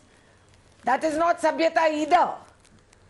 And then what they come and do and talk in the south. So I think let's not enter that. That's a whole different show, which I'll come on to if you want to argue about it. But these are not the issues. The issues, the crux of it all is that we have to get down on the ground and we have to find out what happened. I think you're prematurely attributing this to Sanatan Dharma and something else. Please don't. As it is, we put Purushottam Ram into the ballot box. Kindly leave the rest of our Sanatan Dharma out of it. Renukaji, do you think that now the Congress party has the patent and they have the cheek to talk about it, and none of us are qualified to talk about the Sanatan Dharma other than them? Okay, so if you think there's a clear regional divide now where the BJP has gained complete dominance in the north, in states like Gujarat, Rajasthan, Madhya Pradesh, Uttar Pradesh, you name it, and the Congress is trying to strike a revival, beginning with Karnataka and now going into Telangana. Is that a clear divide now? Congress in south, BJP complete dominance in north. Well, it looks like that. Just now it looks like that. Prematurely it looks like that. But it doesn't remain like that. The south, the BJP doesn't come into cognition is because they have no understanding of what the southern sensibility is. They don't even want to understand what the south is about. They've just painted us and labeled us all as South Madrasi without even realizing that there are nuances. There are character differences between state to state in the south. Okay, there are a lot of people reacting to what you're saying, ma'am. A lot of people. Okay, there is a Tamil gentleman here who has strong objections to what you're saying, Dr. Anand Ranganathan. Okay. I think it's completely it's not right on former MP and former Union Minister Mrs. Renuka Chaudhary to say that BJP considers all Tamilian Madrasis and all. It's not that. BJP had ruled Karnataka twice, and more importantly, the anti-incumbency against BRS was sown by BJP. GHMC elections, by-elections, everything. Something happened where you could harvest on all the efforts put by BJP. Okay, let her respond. Yes.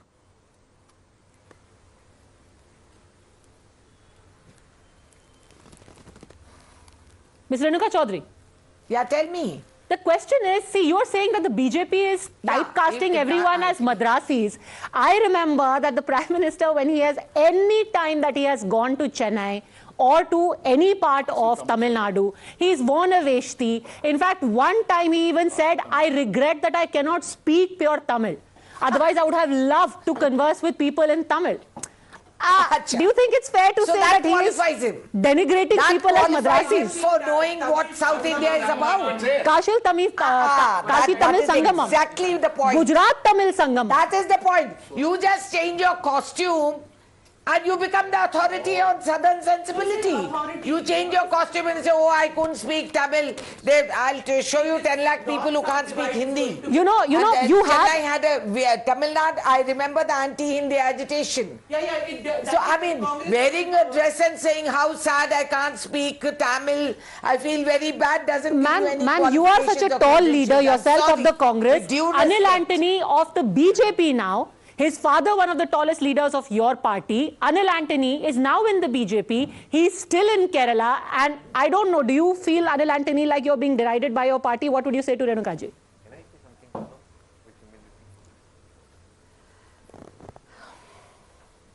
Comments, Renukaji's comments I heard. These kind of comments of how, we do seriously think that the opposition is failing to understand how India is moving forward and how BJP is evolving. You tried to restrict us by saying that, oh, we are only a party in the north, etc. But you look at entire India, Across North India, we are dominant. Across West India, from Gujarat to Goa to Maharashtra, again we are dominant. You look at the northeastern regions, the eastern areas, again every 7 of 8 northeastern states, we are right now in government. In states like Assam, in states like West Bengal, in states like Orissa, we are a very potent political force. And then we are expanding our presence in the south. So right now, even when you say, okay, north versus south divide, you are actually not seeing the big picture. You are looking at 5-6 southern states where in Karnataka, Bharatiya Janata Party is a very legit political force. In Kerala, our vote share used to be 4% in 2009. Now it is 13-14%. Last time in Telangana, it was 7% vote share, 1 seat.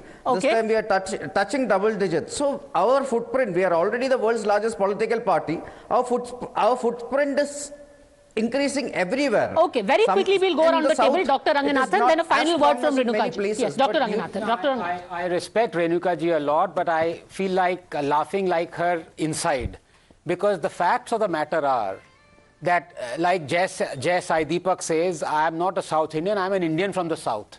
I think let us get away from this north-south divide and analyze what are the reasons. And Renuka ji is castigating the BJP for bringing in Sanatan Dharma. I'm sorry, it is Tehseen and Acharya Pramod ji from the Congress. Let Renuka ji respond, then I'll come back. So when from the Congress they are saying Sanatan Dharma and trying to eradicate it, supporting those people were the reasons for this defeat, it's not the BJP that's saying it. Renuka Chaudhary.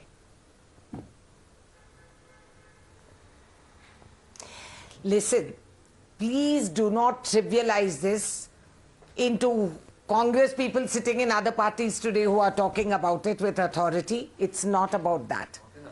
It is about the lack of sensitivity towards a southern part of this country. You're as much an Indian as I am. In fact, I have grown up all over the country as a Fauji Beti, more than any one of you. So that's not the issue here. The issue here is today, geographically, it is a fact that the BJP could not enter the south no matter how much they tried. Well, geographically, it's also a fact that the Congress is completely routed in the north. Routed from its bastions, from Bengal, from Uttar Pradesh, where you were in government. I think people from within your well-wishers also want to say something to you. Tehseen Poonawala. Tehseen Poonawala first, he's been waiting. Yes. The BJP should also remember. No, I think she's still. Renuka ji, I am a supporter of the Congress. I desperately want to see the Congress win in 2024.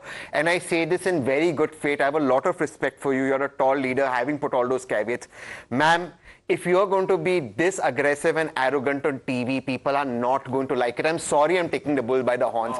Please, ma'am, please. We must have humility in victory, and we must introspect why we lost in the Hindi heartland. It is time to introspect. If tall leaders like you come and talk this way, ma'am, we will not What victory are we talking about? We won in Telangana. Ma'am, we won in Telangana because of a lot of factors, primarily Mrs. Gandhi, Rahul Gandhi, Bharat Jodo Yatra and Revanth Reddy. Certainly arrogance was not a part of it, ma'am. I can guarantee you that the people of Telangana rejected arrogance. The one thing they rejected was KTR's arrogance. Let's not bring that arrogance in, ma'am. All right, I think let's just put this matter to bed. Okay. I just want to ask to my friend sitting here in the panel that what has been the reason that the BJP has not been able to make a breakthrough in Kerala, in Tamil Nadu, in Telangana, in Andhra Pradesh, except in Karnataka. So that has to be introspected, that has to be seen. What is the reason? Despite so massively, overwhelmingly dominating in North Indian politics. You're 100% right, and which is why I started out by saying that this seems to be a clear divide now, where the north is going one way and the south is going another way. But I really must, bring in Subhash Sarkar as well, Union Minister, who is joining us. I want to take a quick look before that at the big numbers. Let's start with Madhya Pradesh, because we have focused on Telangana, we spoke of this north-south divide, etc., etc. But Madhya Pradesh is a wave that nobody saw coming. And now the BJP has gone past 150 mark. They are at 155. The Congress is at 72. The BSP is at 3. And really, nobody else is even in the fight over here. Can we also see the vote share? Is it possible to see the vote share as well? Because that would be interesting to see what kind of vote shares the BJP has got. Let me go across to Mr. Sarkar in the meantime. Mr. Sarkar, all right. So let's take a look at the other areas. This was This was Madhya Pradesh. Now let's take a look at Rajasthan. In Rajasthan, out of 199 seats, the BJP is a comfortable 108. The numbers have more or less settled, and it's a 69 for the Congress, BSP at 2, RLP at 2, and this has been what could be the downfall of the Congress. Others, yes, there were problems within the BJP. They had got rebels, but so did the Congress. Did the BJP manage its rebellion better than the Congress did? Jitendra Singh ji, who is MOS at the Centre, Minister of State in the Prime Minister's office. Thanks very much, sir, for speaking to us. You know, which state surprised you the most? I think most people were taken aback by the kind of numbers in Chhattisgarh. What about you? Were you? I know you will say I was expecting all states a win, but did you find some of the states a surprise? See, now as far as Rajasthan is concerned, for example, we were already quite sure because to begin with, in the initial phases, there were certain apprehensions, but I myself was there in Rajasthan all this while, so we were quite confident that we were coming up very well. So also Madhya Pradesh. Chhattisgarh, we knew we would have our government, but yes, I agree. The tally has gone much higher, which means that there was a sense of support for Modi guarantee, which was not realized by the Congress party, and there was a huge amount of anti-incumbency as well. I think if you ask me surprise, I would rather put it the other way. Surprise for reasons very strange is Telangana. Though we knew we would not be forming a government, but we would be proving our following over there. Now we are already 10 seats over there, and our vote share has increased. And if you recall the kind of rallies which were organized for Prime Minister Modi and the road shows by Prime Minister Modi, the kind of response that he received from the people of state, despite the constraints of language and all the other things, and the legacy also being of a not a very compatible nature as far as the Bharatiya Janata Party is concerned. I think it's tremendous. We've come up there and made inroads in Telangana, and that is also, I think, also brings to evidence another fact, that Modi is one name, which I think, unlike most of the prime ministers in the past, which unites India in a single chord: north, south, east, west, northeast, and regardless of caste, creed, culture, or language. That is something that is a very pleasant surprise coming for Bharatiya Janata Party from Telangana. Mr. Singh, I want to ask you, the BJP today is saying that in Telangana it's an anti-BRS vote and not so much a pro-Congress. Don't you think you're being uncharitable to the Congress, which has managed to bounce to around 70 seats? It came from nowhere 5 years ago, 2 years ago, even 1 year ago, nobody had given them a fighting chance. They have bounced to over 70 seats. Why do you say this is not pro-Congress? No, I think this precisely is the reason. The kind of, if they have bounced back, maybe they have not bounced back on their own, they have been pushed to be bounced back. And there was a huge amount of anti-incumbency in Telangana, which was very, very apparent, very visible. Even friends like you had been mentioning it from time to time, and it was very much there in Telangana. So the benefit, of course, had to be sought by one of the other parties. The alternative has emerged in the form of Congress. Though we were there in the running, we have done very well, but as I said, we have some legacy issues. In spite of that, we have done tremendously well, and that has also given a kind of confidence that we have the capacity to make inroads into that state, or in fact all over South. And the manner in which the Prime Minister Modi has been received over there is much the same as in any other part of the country, even in the central India states. I want to ask that, I think, is a huge difference about how Bharatiya Janata Party. Yeah, I want to ask you one final question, sir. You were in Rajasthan, you campaigned across Rajasthan. 3 main themes that we picked up from the BJP. Most people seem to be saying ये तो एक issueless election है, कोई एक चीज जो है बड़ा मुद्दा नहीं बना रही है BJP. You spoke of Lal Diary also, you spoke of महिलाओं के खिलाफ अत्याचार also. But 3 main things came across. One was appeasement or तुष्टीकरण, second was corruption, and the third was crimes against women. In your assessment, finally, which one stuck? Which one benefited you? No, but to add to what you said, of course, all these 3 factors were there, but I think the other factor which I was also mentioning in the course of the campaign over there is that people in heart of hearts, without saying in so many words, were actually realizing the benefits of what we refer to as a double-engine sarkar. Often this phrase or this expression is, sometimes taken with a tongue in cheek, but actually it has a meaning. And when people in Rajasthan saw the difference in comparison to the neighboring states like Uttar Pradesh, Madhya Pradesh, Gujarat, the manner in which the Modi schemes, whether it was the PM Swanidhi Yojana, whether it was the Ayushman, whether it was the Vishwakarma, all sorts of schemes, targeting such sections of society which had never been cared by the earlier governments, had been transformed and translated on the ground. But not so in Rajasthan. So people could realize that we have not received the kind of benefit which we could have received if we had a government which is compatible with the Modi government in the center. So that was a factor very hugely weighing on the mind of a common man. Because today is the age of Tark, Tathya and Tulna. So the young voters especially, he understands the facts and he has the capacity to draw the comparisons. Okay, Mr. Jitendra Singh, thank you very much for speaking to us.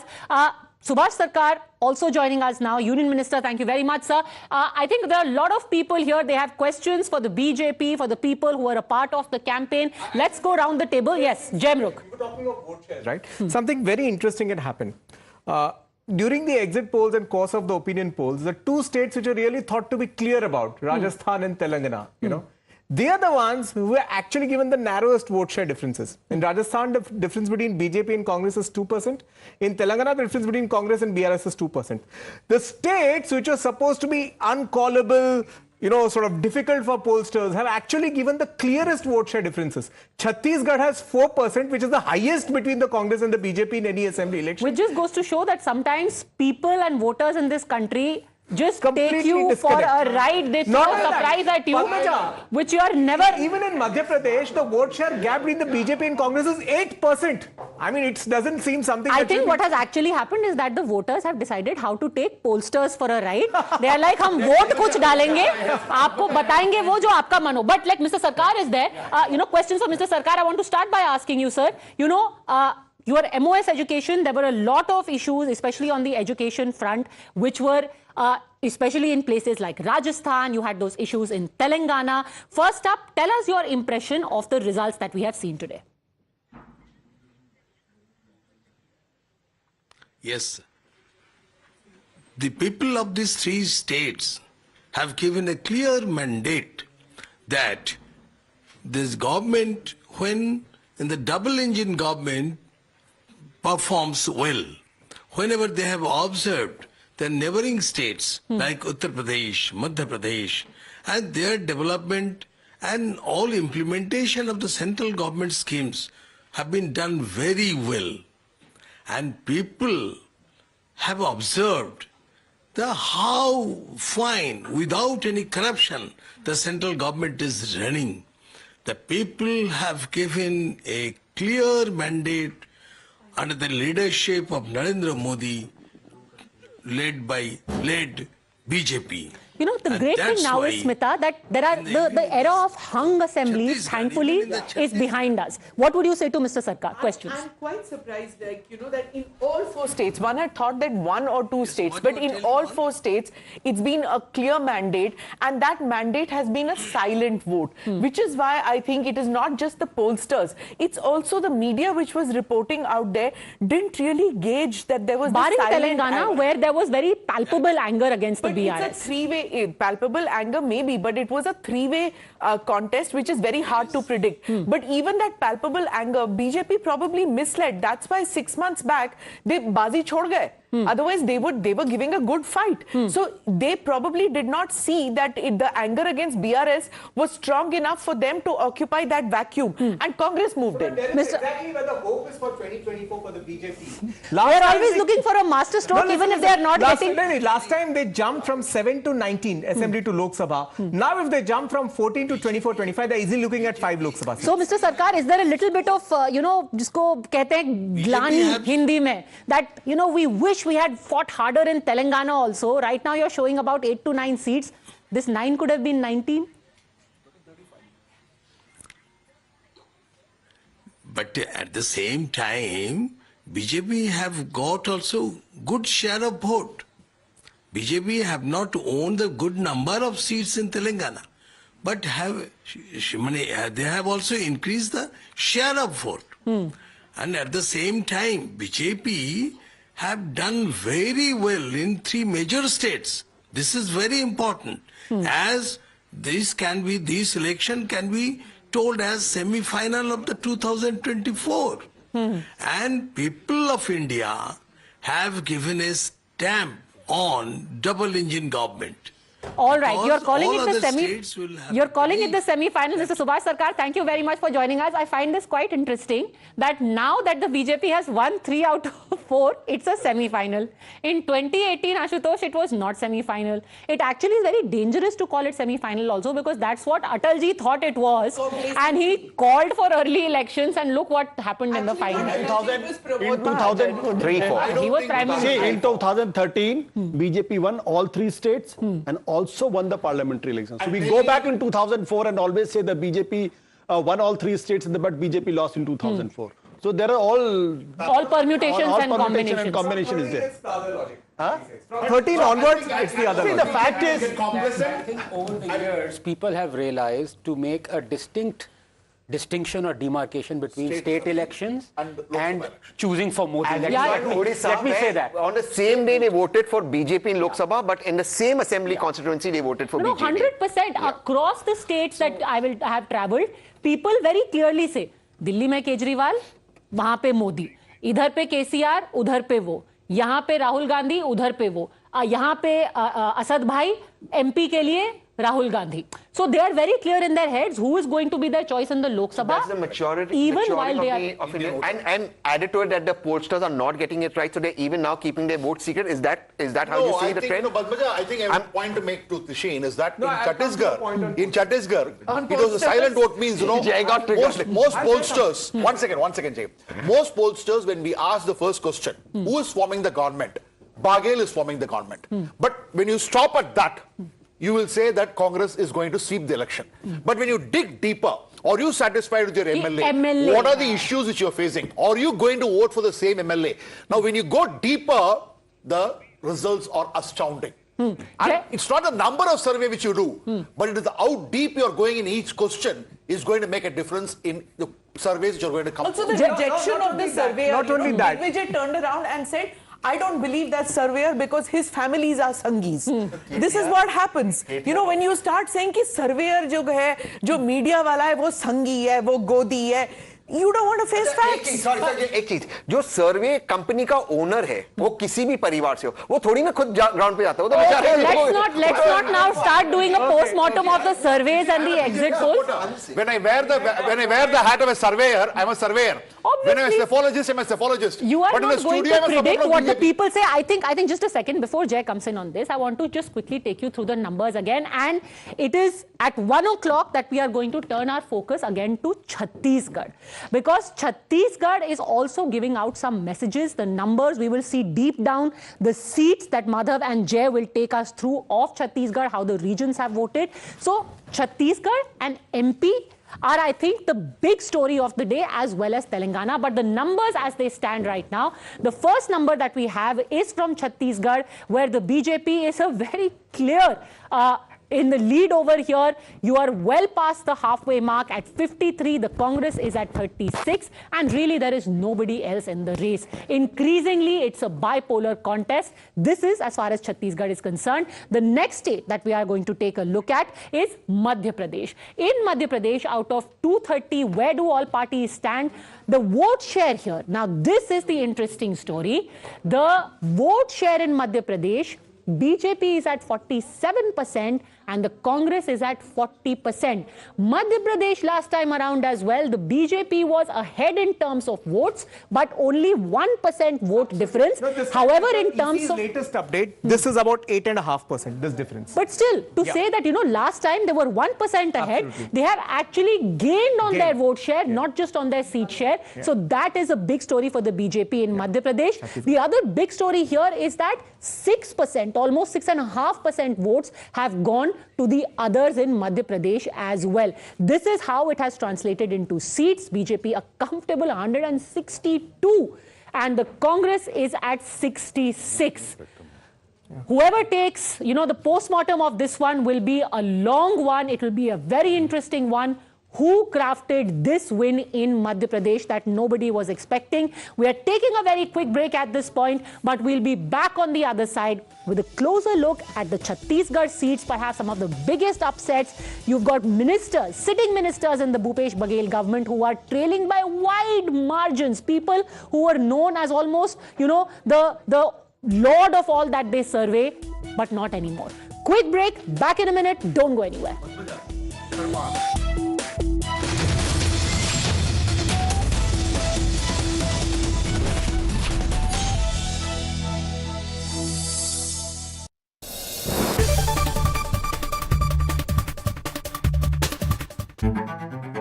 When journalism is led by integrity and when experience meets passion, there is no scope for half-truths.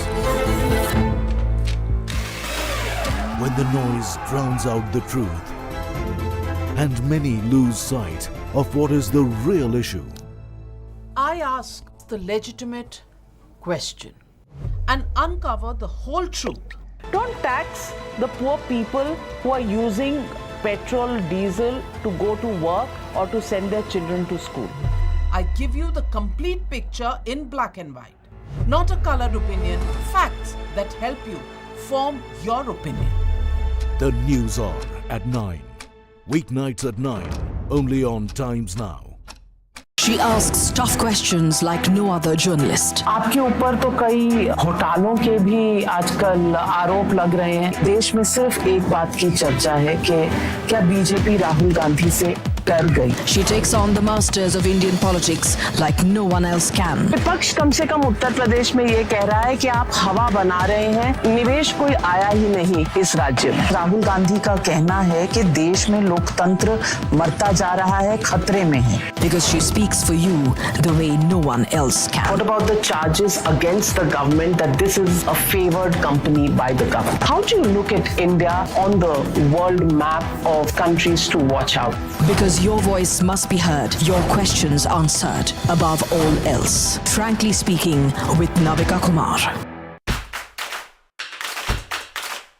Can I have your attention, please? क्या आप दिन की सही शुरुआत ढूंढ रहे हैं? I believe in an action-packed, fast-paced, agenda-setting start to the day. खबर सिर्फ दिखाना नहीं, असर होना भी जरूरी है. I'm Mamita Vadva. I'm Pratibha Tehusha Malhotra, and we're watching.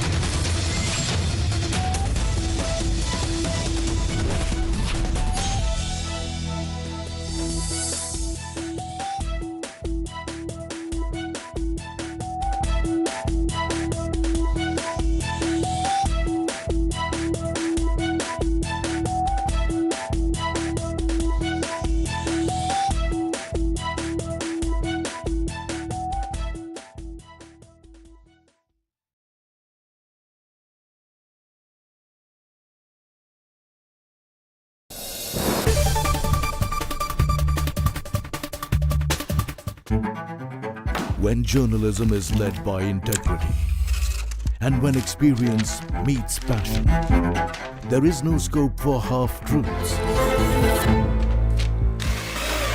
When the noise drowns out the truth and many lose sight of what is the real issue. I ask the legitimate question and uncover the whole truth. Don't tax the poor people who are using petrol, diesel to go to work or to send their children to school. I give you the complete picture in black and white, not a colored opinion, facts that help you form your opinion. The News Hour at 9. Weeknights at 9, only on Times Now. She asks tough questions like no other journalist. आपके ऊपर तो कई घोटालों के भी आजकल आरोप लग रहे हैं। देश में सिर्फ एक बात की चर्चा है कि क्या बीजेपी राहुल गांधी से कर गई. She takes on the masters of Indian politics like no one else can. विपक्ष कम से कम उत्तर प्रदेश में ये कह रहा है कि आप हवा बना रहे हैं, निवेश कोई आया ही नहीं इस राज्य में. राहुल गांधी का कहना है कि देश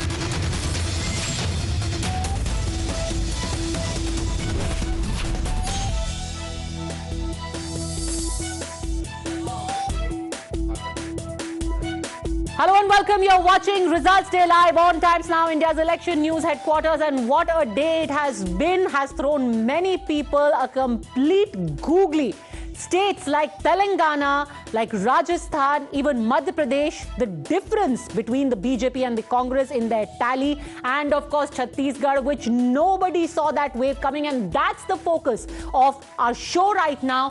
How do you decode the results of Chhattisgarh? Let's take a look first at the big numbers from the state, where the BJP is at 52, the Congress is at 38, and there is no one else really in the game and this at number all. Is fluctuating between 52 and 55. It's higher than the previous high of 51 of the BJP. So it's not going down, it's only going up. It's only going up. Let's take a look at the vote share, because that is going to be the big story for the next few months as well. What is the vote share? The vote share now, we are talking of, okay, between as per the EC side, this vote share is stabilizing at 41.95, and as per the EC, this vote share is stabilizing at 46.2, so just to which put is a things in 4.2% perspective, difference. just a second. So let's just put things in perspective. Take a look at where things were in 2018. The BJP was at 32%. Historically, the difference between the two main parties used to be about 2% in this state. Then in 2018, it was a massive sweep. After 15 years in government, the BJP was swept out. They were at 33% actually, and the Congress was at 43, which means the difference was 10%. Cut to 2023, where from 32%, the BJP has gained to 47. Even if we take EC's number 46, it's a huge 13% swing in favor of the BJP. 13% swing, and the gap now has turned reverse. From 10% BJP lagging behind the Congress, they are now 6%. 4% ahead of the Congress. According to this data, it is 6% ahead of the Congress. One thing I want to also point out is that the other parties, which had a 20% vote share last time, are increasingly being relegated. This, remember, is the state where many tribal parties, you also have a Christian party, Isa party, if I'm not mistaken, which has been floated. So the Christians and are putting there was up one Hamar Raj party, which is again a group of the tribals. Which is tribals. Yes. So you have Hamar Raj party of the tribals. You have got the Janta Congress of Ajit Jogi, and then you have got one party where only Christians have been fielded, and yet their vote share has reduced. The Janta Congress of the Jogi is the real X factor. It's almost vanished, and most of it seems to have gone here. So what are the takeaways? Let's take a look at the big takeaways of this Chhattisgarh result.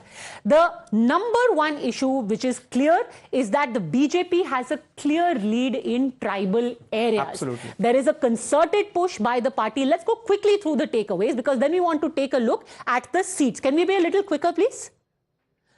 The Congress mining in tribal areas has backfired for them. Absolutely. There is also a little bit of disenchantment among the Christian population. Perhaps Congress's soft Hindutva push not really working. The Congress's caste census pitch also hasn't had any resonance from the looks of it. It has slipped in the OBC belt of central region as well. Durg, Raipur, all these areas not really making much of a dent. Now it's over to Madhav and Jay for a closer look at the seats in Chhattisgarh and what they are telling us. Region-wise, we'll go to the spectrum in just a minute, but let's quickly go to this region-wise, because this is very interesting to see. What we have here is the central region. This is the central region we are talking about. Look at the gains. This number, of course, still fluctuating. BJP retaining 8, gaining 27. Congress gaining only 11, retaining 19. So look at this entire region. This is totally the number of gains that the BJP has made. And in terms of the entire chunk of this region, it's perhaps a maximum. So 35 is a number for the BJP over here. Congress at 30 behind BJP. So gains made over here have made more than half of it. And this area was predominantly with the Congress earlier. area. Now it has switched sides to the BJP. Let's move to the northern part of the state. We were talking about how it has been completely painted saffron. That's pretty much what we're seeing here. Here, look at the gains. The Congress has gained 0, the BJP has gained 10 in the northern part of Chhattisgarh. That's the pattern in the tribal area as well that we were discussing, and a similar pattern in the tribal region of the southern part of the state, where in Bastar, again, we see 7 gains of the BJP, Congress gaining 0 over here, only managing to retain those 4. So that's the pattern over here, and the zebra crossing pattern that we had seen here in the morning, Jay, now that's solidifying into a different kind of a trend. Take us through where the strongholds are. Now, this is it. On the left-hand side of your spectrum here, you have the BJP strongholds. I hope the camera is just coming in on top here. You have the BJP strongholds. You see, the BJP is actually retaining most. There are some breaches in between. There is a couple of greens in between here, but the BJP is retaining the most. But go to the opposite side of the spectrum, the right-hand side, which was supposed to be Congress territory. And this is a strategy Padmaja and Navika ma'am have been referring to throughout the morning, the BJP strategy of actually hitting the Congress fortress. This entire light and dark green is the Congress fortress, and you see what's happened. The number of saffrons in between, there's also a GGP in between. So clearly the strategy Padmaja has been take the battle to the enemy camp. So the saffron bars over here, as far as the Congress, all right, we'll have to pick that up again, but as far as the Congress strongholds are concerned, the saffron bars are that much wider, whereas when it comes to the BJP strongholds, the saffron is pretty much intact. So let me take this across to the panel. Let me take this across to the panel, and then we will look at each and every seat and some of the major upsets that have happened in Chhattisgarh. Joining us, JVC Sriram continues. We will come to him in just a bit. We have Sabha Naqvi, senior journalist, with us, along with Lokesh Jindal, political analyst. We also have Shehzad Poonawala, national spokesperson of the BJP. Karan Verma, political analyst. Rekha Rao, member of the BRS, is also there with us, and as well as Mohammad Farhan, spokesperson of the AIMI. But we are focusing right now on Chhattisgarh. So let me first ask you, Shehzad Poonawala, the tribal vote, strangely, or rather, in rather good news for you, the tribal vote has gone majorly to the BJP. Why do you think that is? Rahul Gandhi had gone and said कि आदिवासी लोगों का insult करते हैं BJP के लोग जब उनको वनवासी बुलाया जाता है. बीजेपी के लोग अपने बच्चों को भेजते हैं इंग्लिश मीडियम, आपको भीख मांगने के लिए शहरों में छोड़ देते हैं. That's because, Padmaja, when Rahul Gandhi utters all these things, nobody takes him seriously and he has no credibility. His family ensured that not a single person from the tribal community ever became president of India, and it was Narendra Damodar Das Modi who ensured that the daughter of an Adivasi family coming from the most remotest parts of the country becomes the president of this country. For the first time, 15th of November is commemorated as Janjatiya Divas, Gaurav Divas, is because Birsa Munda ji is now being given the real place and honor that he was not given. It is for the first time that the ST budgets have been increased. It is for the first time that the ST community are getting a share in the local mining fund that is generated locally. It is the first time that the ST community has developed and got so many benefits, whether it's the schemes that Prime Minister Modi has started, the Ujjwala, Pakka Awas, Mudra Yojana, Nal Se Jal, Ghar or Shauchalaya Yojana, all of them have a substantial chunk going to the ST community, and therefore it is Modi ki guarantee, performance and delivery versus Rahul ki nautanki, and any day people prefer Modi ki guarantee, not Rahul ki nautanki. In fact, this is the overwhelming message in the entire election. One is the Congress party, which for 70 years has divided this country, comes with a divisive card, and Modi says, Mera report card dekhiye, see my report card, and therefore people believe Modi's guarantee, not Rahul Gandhi's divisive card. What I see in these data is that there is a swing, especially of the Sahu community, because in the Durg constituency, I think Tamradhwaj Sahu trailing. The Sahu community, it occupies around 14% of the 14% of the overall population. So let me just explain to our viewers the dynamics of what the Sahu community that Lokesh Jindal is talking about. Now, the Chief Minister Bhupesh Baghel himself is an OBC. He is an OBC Kurmi. The Sahus are also OBCs, but they are at odds with the Kurmis. They feel they haven't got enough representation.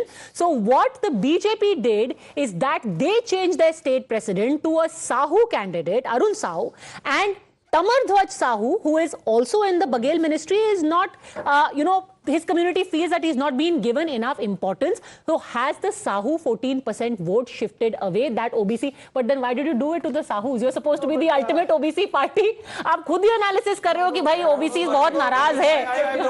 I want to just make certain points clear that the messaging to the community was something where we were not able to deliver the message completely, because the policies were never of any form of a neglect towards the community. In fact, Baghel Saab's policy were very much in line to the needs and the demands of the community. And sending the message, reaching out to the voter, that was something where things could have been worked upon and this outcome would not have Okay, very quickly, Shehzad Poonawalla respond to that. Can we also take a look at these two seats specifically, the Sahu seats and that of Arun Sahu and Tamasdhwaj Sahu in particular? But Shehzad Poonawalla, respond in the meantime. You know, Padmaja, of all the fake promises that the Congress made and then betrayed subsequently, the biggest losers in that sense were the tribal community in Chhattisgarh, who were made many promises, whether it's food parks in their district, whether it's the Mahatari Yojana and other Yojanas, but none of them were delivering on the ground. And therefore, the Congress party not only has historically ignored the tribal community, but it also made a bunch of promises it could not keep. In Rajasthan, for instance, the highest atrocities was against SCs and STs, and therefore nobody was seeing the kind of statements Congress was making, but the kind of delivery they were doing on the ground, and therefore people have en masse shifted to the BJP. By the way, the BJP's RSS, the Sangh Parivar, has been working for decades amongst the tribal community, the Eklavya school, the schools that have been started, and working there amongst the community, stopping them from the onslaught of the missionary and other forces that come to convert them. That has also been going on a grassroots level for 50 years, 60 years, and that the Congress has never done. Okay, Sabha has something to say. Yes. I think the main issue for the Congress, and they have to realize, is there's a complete hypocrisy with what your national leadership is saying and what is happening on the ground. You are talking all the time about Adani, but there are Adani projects. You're having mining projects in Adivasi lands, and I've traveled a lot in the Bastar region in the past, not in this election, number one. Number two, you say Mohabbat ki dukaan, right? That is the other thing. And nothing wrong in saying all these beautiful things. But secondly, you could not even protect Christian tribals. You could not. And there was a level of alienation over there. And thirdly, so the BJP is authentically what it is. Whether one X likes it or not, they are what they are. They have a cadre, and they have for years worked on this, as Shehzad Poonawalla said, they have worked on this reconversion project, Ghar Vapsi. And there was this Mr. Judeo who's passed away in Jashpur area. Dilip Singh Judeo. Dilip Singh. We've all done those rounds once upon a time. I think some of his relatives have also been fielded. Two of his relatives have been fielded. Another is trailing by 100 odd set. So they are very loyal to their core beliefs. So the logic, the point I'm making is that at the same time, you have this huge media outreach by Bhupesh Baghel. And the truth is that the BJP is not with clarity putting a face forward. So you have this, but what is the Congress actually? At the top level, you have this beautiful conversation about free of dirty capital, nothing. And at the ground, you're doing mining in the tribal areas. You're not protecting vulnerable people. So in that case, then the lies catch up with you. Okay, can we? Yes. Statistics. In fact, Jack can come in on this particular graphic. Just look at this. This is the urban agglomerates. No surprises that BJP is ahead of Congress there at 12. But rural areas, 41 BJP, 34 Congress. The Pathalgadi cluster, 13 BJP, 1 for Congress. Paddy growing area, 16, 17, almost even Stevens there. Core tribal once again, and this is very important, 20 for BJP, 5 for Congress here, and in Dandakarinya cluster, 8 BJP, 4 Congress. So the clear pattern of the tribal voter shifting is quite evident here. This Pathalgadi cluster is a cluster where, actually the tribals were demanding a lot of autonomy. That's a movement going on for the last 7 years. Look at this, the most important. The Congress's, Padmaja, the biggest USP of the Baghel government was the MSP on paddy and the bonus. Yet there, the and BJP... the farm loan waiver. They said कि हम फिर से आपके 50,000 रुपए के loan सारे माफ कर देंगे. And in this paddy growing belt, the Congress has just got a 1 seat edge. Of the 33, the Congress is 17, the BJP is 16. So even that what was perceived to be a big edge by the Congress, their great welfare and agrarian economics, the BJP seems to have given them a very good fight over there. But do you have some of those specific seats that we were talking about? Yeah, I checked the seat of Tamdadhit Sahu. He's trailing by 16,000 votes. He's trailing by 16,000 votes. Can I make one more point which I would like to make? 1 second. This state, Chhattisgarh and Jharkhand, were both created in the name of tribals, right? Jharkhand has a 26% tribal population and Chhattisgarh is 32%. Jharkhand has had tribal leadership both from the BJP and the JMM. If the BJP wants to actually do something right, they need to find a tribal leader. I know 32% Congress and BJP they have their projected tribals.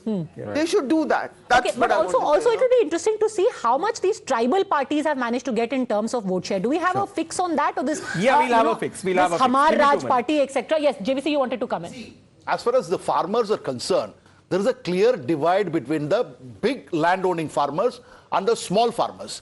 The big landowning farmers have got benefited from Bagel government. That is a loan waiver. The small and marginalized farmers have got nothing, because when we went and talked to them, they said it is those big farmers who have taken those loans and they have been given waiver and we have not been given anything. As a result of which, that is the reason why Jay says, even in agriculture or rice paddy growing area, the BJP is taking a lead because it is a large farmers going with Congress. The small marginalized farmers are going with the BJP, and the women, all Chhattisgarh, that thing of 12,000 rupees is going in favor of BJP because 50 lakh guarantee cards have been given. You know, now and that works. Padmaja, about the smaller parties, all the tribal parties put together don't exceed 5.4% of the vote. That's the top. So actually the tribal vote also, despite the existence of these parties, has gone to the BJP, which is a very interesting signal. No, I think Northern Chhattisgarh, these tribal parties come into picture. Okay, Karan Verma. Padmaja, we forget the impact the beneficiary schemes have made. Modi's beneficiary schemes have percolated down, and when you see people getting their surgeries done, whether it's Ayushman Bharat, whether it's a gas connection, whether it's Kisan Samman Nidhi, it works. The tribals have gravitated towards development policies of the Prime Minister, and the Prime Minister has put himself on the line. He put his face on the line. So this is also a mandate for the Prime Minister, and look at Northern Chhattisgarh. It was considered to be Congress's stronghold. They've been wiped off from there, courtesy this gravitation of the tribals towards the BJP. Also the Mahadev scam, that also dented.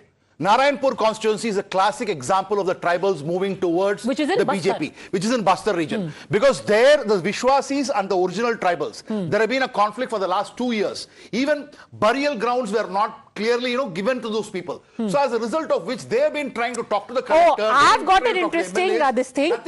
I was checking the Kavardha seat, which is where Vijay Sharma. I was reading this piece about people talking about Kavardha, and which is where Akbar Bhai, son of Muhammad Rashid, who is the Congress minister, the only Muhammad Akbar, the Muslim MLA and minister, he is trailing by. There is 51,539 is Vijay Sharma, and Muhammad Akbar is at 39,195. Vijay Sharma, a lot of 12,000 ka margin, and very interestingly, the locals there were talking about how Vijay Sharma. So, you did not have a main face locally, but then you had in each assembly an individual. Like Vijay Sharma, I was hearing some people on TV say कि ये छत्तीसगढ़ का योगी है. Look at him, how he speaks. He went to jail. He's not taking any nonsense. Yeah, so when the Kavardha riots happened, Vijay Sharma was jailed. Subsequently taken out and fielded as a candidate. Shahzad Poonawala wants to come in on this. Padmaja, I have a point. Yeah, but just let him quickly come in, then I'll come to you. Yes. Padmaja, I want to just...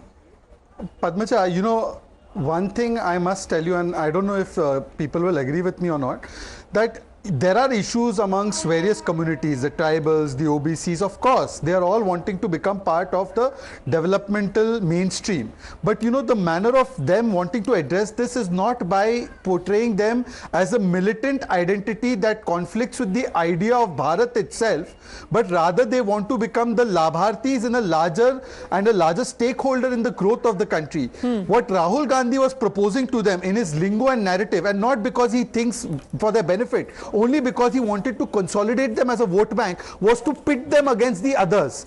That is not the kind of mindset people want.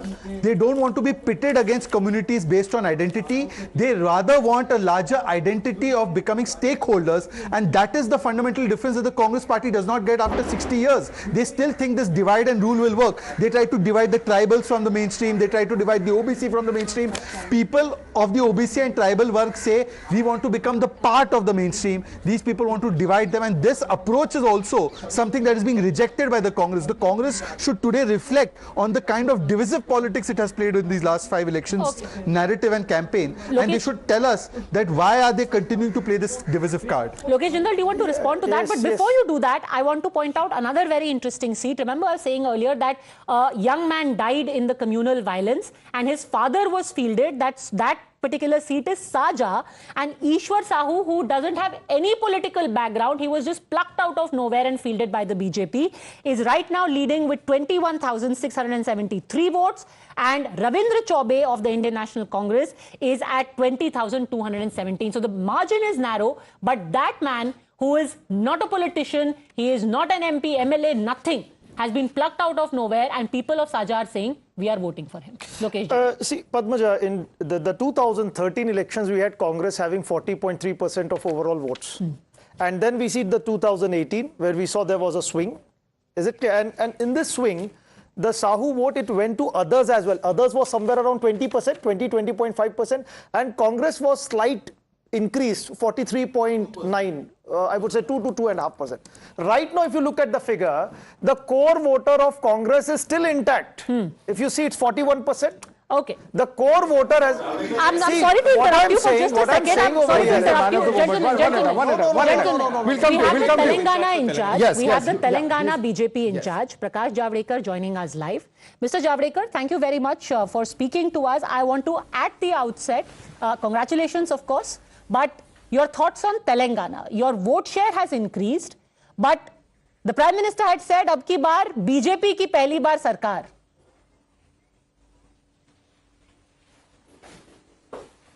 So first is, the whole country is rejoicing, and world over there are reflections that BJP has won decisively in 3 states out of 4 states, and that clearly indicates that in coming parliament elections, we will score under Modi ji's leadership, because his leadership is accepted by people. They love him, they have faith in him, and after 10 years, rising popularity is the real hallmark, and therefore we will win more than 400 seats. After saying this, let me come to Telangana. What is the Telangana story? Telangana, we had only one MLA in 2018. We had only 7% vote. So I am very sure that ultimately when the votes final count will come, we may have increased by 3-fold. So we become a major force. Always Congress was number 2, BRS was number 1 for last 10 years.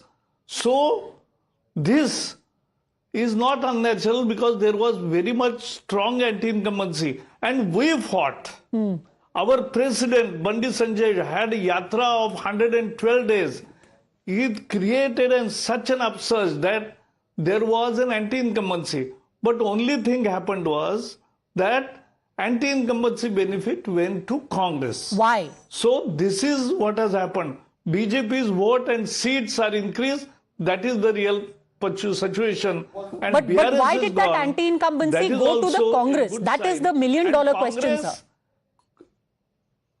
No, that went because it was always number 2 party. They had 29% vote even last elections. It is not as if surprise has happened in one day. So we tried, and as Prime Minister said, yes, we are forming the government in next election in Telangana also.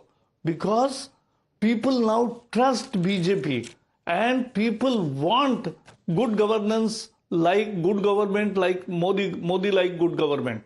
So that is the real fact. In Telangana also, I stayed there for 3 months, and I have seen people angry on the ruling party, but at the same time not happy with Congress. But what happened was the things because they had the base of votes much more than us, that they got the benefit. That was the only story. Madhav. One question, sir. The momentum that you had going last year with the JHMC polls, where you got nearly a third of the seats and also successful in certain by-polls, what happened over the last 6 to 8 months? Somewhere did the BJP campaign lose steam? What exactly happened in your view? See, these are the things to be discussed after when we see it, because BJP is the only party which even thinks of what happened and analyze even after victories and naturally after defeats. So there is no issue. We are a thinking party, and we are a correct self-correction also we carry out, and therefore we are winning. We were nowhere in 84. We were just 2 MPs. Now we will have 402 MPs in 24. I want to ask, Mr. Gandhi, Sanjay, be one of the factors, sir, just as a follow-up to that? Is that one of the factors in your view?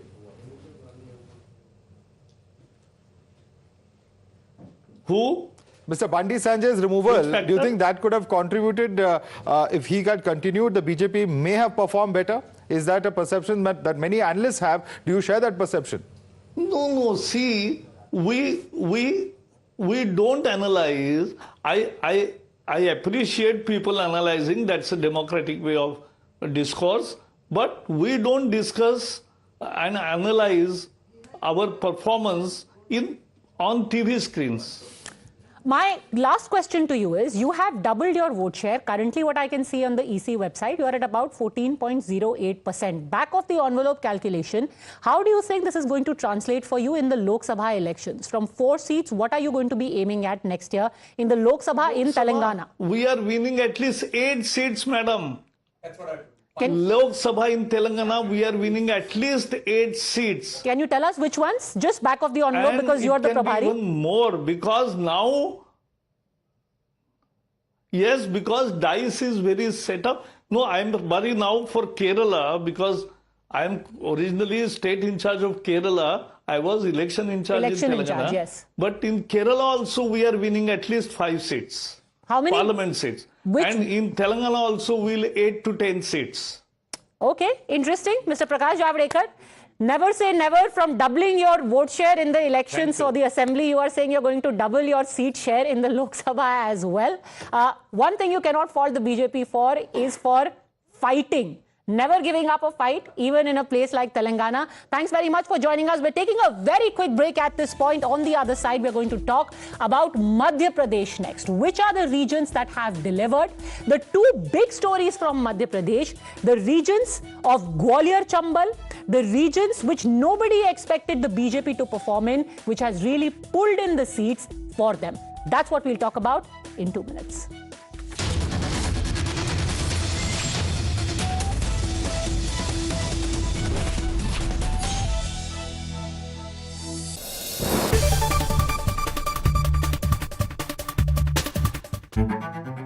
When journalism is led by integrity, and when experience meets passion, there is no scope for half-truths. When the noise drowns out the truth, and many lose sight of what is the real issue. I ask the legitimate question and uncover the whole truth. Don't tax the poor people who are using petrol, diesel to go to work or to send their children to school. I give you the complete picture in black and white, not a colored opinion, facts that help you form your opinion. The News Hour at 9. Weeknights at 9, only on Times Now. She asks tough questions like no other journalist. आपके ऊपर तो कई घोटालों के भी आजकल आरोप लग रहे हैं। देश में सिर्फ एक बात की चर्चा है कि क्या बीजेपी राहुल गांधी से कर गई। She takes on the masters of Indian politics like no one else can. विपक्ष कम से कम उत्तर प्रदेश में ये कह रहा है कि आप हवा बना रहे हैं, निवेश कोई आया ही नहीं इस राज्य में। राहुल गांधी का कहना है कि देश में लोकतंत्र मरता जा रहा है, खतरे में है। Because she speaks for you the way no one else can. What about the charges against the government that this is a favored company by the government? How do you look at India on the world map of countries to watch out? Because your voice must be heard, your questions answered above all else. Frankly speaking with Navika Kumar. Can I have your attention please? क्या आप दिन की सही शुरुआत ढूंढ रहे हैं? I believe in an action-packed, fast-paced, agenda-setting start to the day. खबर सिर्फ दिखाना नहीं, असर होना भी जरूरी है। I'm Amita Badwa. I'm Pratibha Tehusha Malhotra, and you're watching the Morning News Hour. Whenever news breaks, you will see us. Process it, analyze it, and broadcast it. After the spot reporters, we are the first responders. We are at the front line of every news event. We are situation analysts, raw, live, and unedited. Pure news.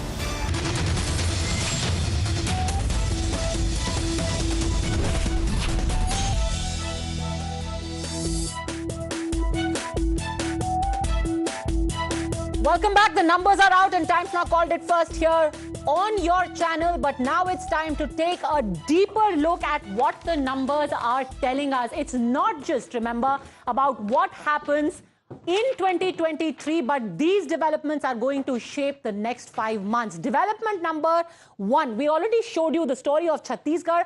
Now we talk about the other big story of the day, Madhya Pradesh, and how the BJP, from everyone saying it's going to be neck and neck with the Congress slightly ahead, look at where they are. They are 155. The party which could not get a majority on their own in 2018, even though they had a higher vote share than the Congress, they have removed all the kaante, as Shivraj Singh Chauhan said, and you have BJP at 155, Congress at 72. The only other party which has managed to salvage some pride is the BSP Plus in alliance with the Gondwana party. Perhaps I think 1 or 2 seats are to the Gondwana party over here. Let's listen in to how the Chief Minister and the Chief Minister, I don't know if he's going to be the next Chief Minister, spoke about these figures for the BJP. Shivraj Singh Chauhan. हमारे साथ बातचीत करने के लिए हैं मध्य प्रदेश के मुख्यमंत्री शिवराज सिंह चौहान। जीत का सेहरा जाहिर है इन्हीं के सर पर है। सर, इतना प्रचंड बहुमत किसको श्रेय जाता है? देखिए, प्रधानमंत्री जी के प्रति जनता के मन में प्रेम और विश्वास, उनकी गारंटी पे भरोसा जन जन के मन में है। वे डबल इंजन की सरकार के काम हमने यहाँ केंद्र सरकार की योजनाओं को ढंग से लागू किया और मध्य प्रदेश का अगर आप देखेंगे स्वरूप तो बदल के रख दिया मध्य प्रदेश को। आज विकसित मध्य प्रदेश पूरे देश के सामने खड़ा हुआ है। वो कौन सी योजना जो गेम चेंजर है? लाडली बहना या योजनाएं अनेक है, इंफ्रा से लेके किसानों की, गरीबों की, लेकिन लाडली बहनों ने दिल में बहुत असर किया और बहनों का भरपूर आशीर्वाद मिला। अब क्या रूपरेखा रहेगी आगे की? पार्टी तय करेगी। कांग्रेस लगातार जीत का दावा कर रही थी अभी तक, लेकिन कहां ड्रॉबैक रहा? आप अपनी विक्ट्री के लिए जीत के जिम्मेदार करते थे। जनता में विश्वसनीयता हमारी थी। कांग्रेस पे लोगों ने भरोसा नहीं किया, उनके झूठे वादों पे भरोसा नहीं। इसका श्रेय, जीत का श्रेय सर किसको देंगे? चला है विकास और जन कल्याण चला है। All right. Very studied silence by Shivraj Singh Chauhan when asked अब आगे की क्या रूपरेखा होगी, पार्टी डिसाइड करेगी। चलिए, लोगों ने ये तो डिसाइड कर लिया है what the vote share is, and look at the jump over here. The BJP from 41% in 2018. Remember I told you they were slightly ahead, less than a % difference over here. 40.9 Congress, 41% BJP, yet they did not get the halfway mark. The Congress under Kamal Nath made the government, but this time they're leaving nothing to chance. From 41%, they have jumped straight to 49%, and Jay says there's a story there. Yeah, now this is a swing of 8%, but most importantly, in the last several many years, or rather since the formation of the BJP, This is the highest state where even 2013 pre-Modi wave, the vote share was 47, not 49.5. This is like breaking records. The other important point is this vote share, which is touching close to 50, would touch 50 only in a Lok Sabha election. Now it's touched the 50 in an assembly election. That's absolutely stunning. What are the key takeaways now? Quickly take a look at the takeaways from Madhya Pradesh. Massive win, needless to say, for the BJP in Madhya Pradesh, like Jess said. Highest ever vote share. OBC pitch again fails for the Congress. Didn't work in Chhattisgarh, hasn't worked in Madhya Pradesh. OBC dominant. Bagelkhand actually preferred the BJP. And by large numbers. Large numbers. Yeah. Gwalior Chambal, also BJP is leading ahead of the Congress. This is the place where not just Jyotiraditya Scindia but also Narendra Singh Tomar belong to. Narendra Singh Tomar fielded here from Dimni. Jay will tell us the fate of Narendra Singh Tomar from that seat. What did Jyotiraditya Scindia say about these results? Listen in. हमारे साथ बातचीत करने के लिए केंद्रीय मंत्री Jyotiraditya Scindia sir प्रचंड जीत मिल रही है, किसको श्रेय दें? मैं पहले आपके चैनल के द्वारा हमारे मध्य प्रदेश की समस्त जनता जनार्दन जिन्होंने अपना विश्वास जताया है भारतीय जनता पार्टी के पक्ष में, मैं उनको नमन करता हूं और उनको प्रणाम करता हूं। जो मध्य प्रदेश में एक इतिहास रचा गया है, इस चुनाव में एक इतिहास रचा गया है, ये इतिहास से कम नहीं है।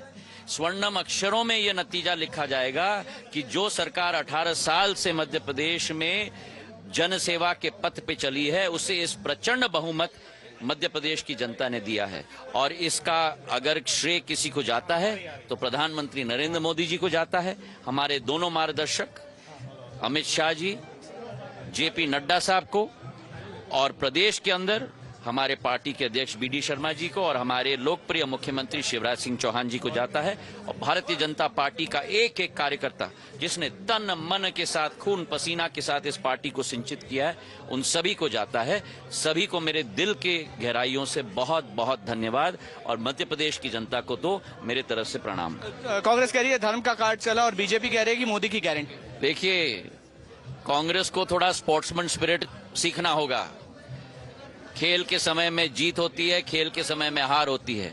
जो जीतता है उसके गले में माला पड़े, जो हारे वो भी अपने दिल पर लेकर हार को स्वीकार करे।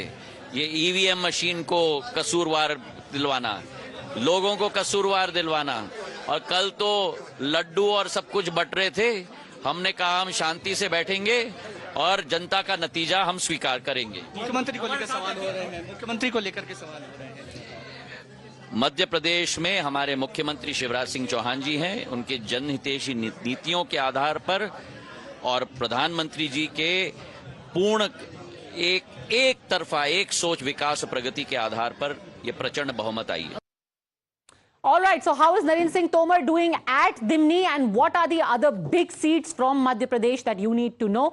Over to you, Madhav and Jay. Narendra Singh Tomar is actually still trailing by 2,402 votes as of the last 2 minutes. Okay. So that's an interesting. But across the state, otherwise, it's been phenomenal. But he's the outlier. In an election season, we talk about outliers. Narendra Singh Tomar is the only central leader who's the outlier. The other central leaders, members of parliament, union ministers, have by and large done well. And let's start with Chambal. We saw Jyotiraditya Scindia there. This is the area where Jyotiraditya Scindia has clearly helped the BJP.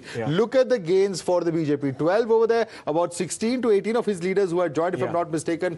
And that clearly, Jay, has been a big gain. The total for the BJP here at 16, BSP, of course, at 2, and Congress at about 16. And the most symbolic, look at this patch, Gwalior. Last 2018 election, Mr. Scindia was in the Congress. BJP lost all the Gwalior seats. They had lost Gwalior, East, South. You look at the Japanese fan now here. All of them are having a green, orange, green, orange, green, orange switch. He's taken that, symbolic enough, he's taken his seat to the BJP. Because in the by-polls, they hadn't fared that well. The by-polls that happened, they didn't fare that well. The Congress was quite certain that in those areas, we are the ones who are going to sweep. That hasn't happened. Quick word, Shehzad Poonawala of the BJP continues with us. Mr. Tariq Khan of the Samajwadi Party, Lokesh Jindal here with us along with Karan Verma and JVC Sriram. Initial thoughts. Let's start with you, Lokesh Jindal. You have the OBC and the tribal vote, from the looks of it, decisively moving away from the Congress. We just spoke of Chhattisgarh. Same applies there. Now we speak of Madhya Pradesh, same applies there. Telangana Muslim vote is moving. Oh, it's moving towards you. My bad. Okay. Yes. चलो कुछ तो आपकी तरफ move हो रहा है. Yes. Padmaja, one very important aspect that I see over here is the party has to stop appointing people to take care of a particular section and reach and give them the responsibility to give the message to the voter base. The party will have to directly connect with the tribals, because up till now what has been happening is there are few who emerge as tribal leaders who take the responsibility of reaching out to the tribals, and then the entire responsibility is handed over to them. The party becomes least concerned about it. And this has backfired tremendously, and that is causing erosion because if you look at the data, the core voter of Congress is still intact. And the others, they have shifted to BJP. So BJP has emerged successful in reaching out to those tribals who were previous, because see, this time अभी तो पूरा दिन भी खत्म नहीं हुआ है, already you are no, already the point is troubling. What is troubling is 140 villages they voted for the first time. 140 villages, Naxal affected villages, they voted for the first time in these elections. And these voters, they were very well reached out by BJP because they were from the Bastar region. Where Okay, BJP has okay, hold on a second. Shehzad Poonawala, so is this... I have a question. Is this, hold on a second, Shehzad Poonawala, is this then a failure? Lokesh Jindal said it's the failure of the Congress to be able to transmit the message more than the success of the BJP. You know, this is the problem कि ताउम्र कांग्रेस यही गलती करती रही, धूल चेहरे पर थी, कांग्रेस आईना साफ करती रही. Lokesh Jindal must understand that in Madhya Pradesh, all sections of society have seen a transformation in their lives. For 50 years, Madhya Pradesh was identified as a Bimaru state. Today, Madhya Pradesh has gone ahead on lot of indices, whether it's agricultural index, whether it's Arthvyavastha ka index, whether it's infrastructure ka index, and all of this has made difference in people's lives. Then when it comes to the card that they were trying to play, whether it's the tribals or the OBCs, who has actually helped transform their lives? It is Modi ji's Yojana. And if you analyze Modi ji's Yojana, every Yojana at the core of it has the Adivasi, has the OBC, has the Dalit Samaj, has the Shoshit Vanchit Samaj at the crux of it. And therefore they are being delivered these benefits, and there comes the Labharti Varg. This is the Jati that we cater to without making distinctions or without making them fight against each other. And therefore people have adopted that model of development and have voted for us. But unfortunately, Lokesh Jindal continues to live in a dreamland that those who have done nothing for these communities for the last 50 years are going to just play a card and then come off and take their vote. That does not happen. The voter base has remained intact. It was from 40.8% to 40.2%. The point is you have not caused any harm to our voter base. The gain that you have got is from the others which have swung towards BJP. So it is a matter of introspection that why was it a communication failure? No, it's not about I'm not going to enter into empty rhetoric. 1 second, let me intervene. No, listen, we are not over here. The campaign is over. We are at the electoral. Okay, sorry to interrupt you, but I think we just have a first reaction from Narendra Singh Tomar. Counting is still going on, but he's trailing right now. First reaction we got from him. Bharatiya Janata party चुनाव पूरे ताकत से लड़ी और इसके लिए मैं सभी कार्यकर्ताओं को हृदय से बहुत बहुत धन्यवाद देता हूं, बधाई देता हूं.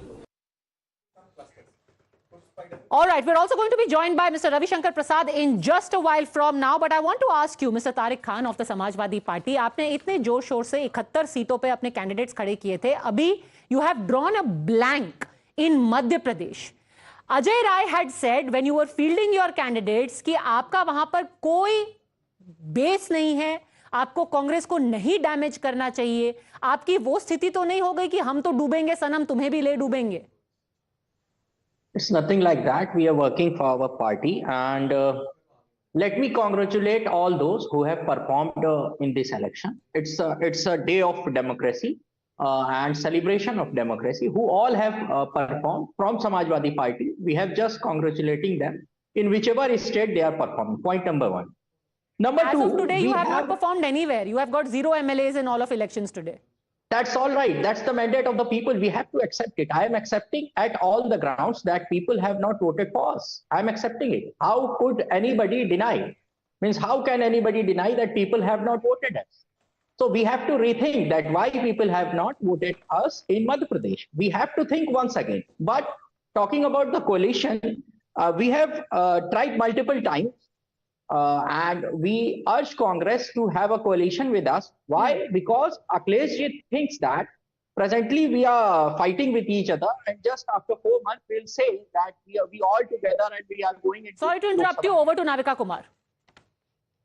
स्वागत है आपका टाइम्स नाउ नवभारत और टाइम्स नाउ पर, और बधाई आपको। बीजेपी 3 राज्यों में और जो कहा जाता है हिंदी हार्टलैंड में दिल धड़कता है मोदी के लिए, और पनौती जो कह रहे थे आज वो कहीं छुप गए हैं, नजर नहीं आ रहे। क्या कहेंगे इस जीत के बारे में? याद है विमान में हम लोग साथ यात्रा कर रहे थे, मैंने आपसे कहा था छत्तीसगढ़ भी हम जीतेंगे, तो आपने बड़े आश्चर्य से अपनी आंख फैलाते हुए मेरी तरफ कहा कि ये क्या बोल रहे हैं। हमने कहा देखेंगे क्या होता है, मैं वहां काम कर रहा हूं।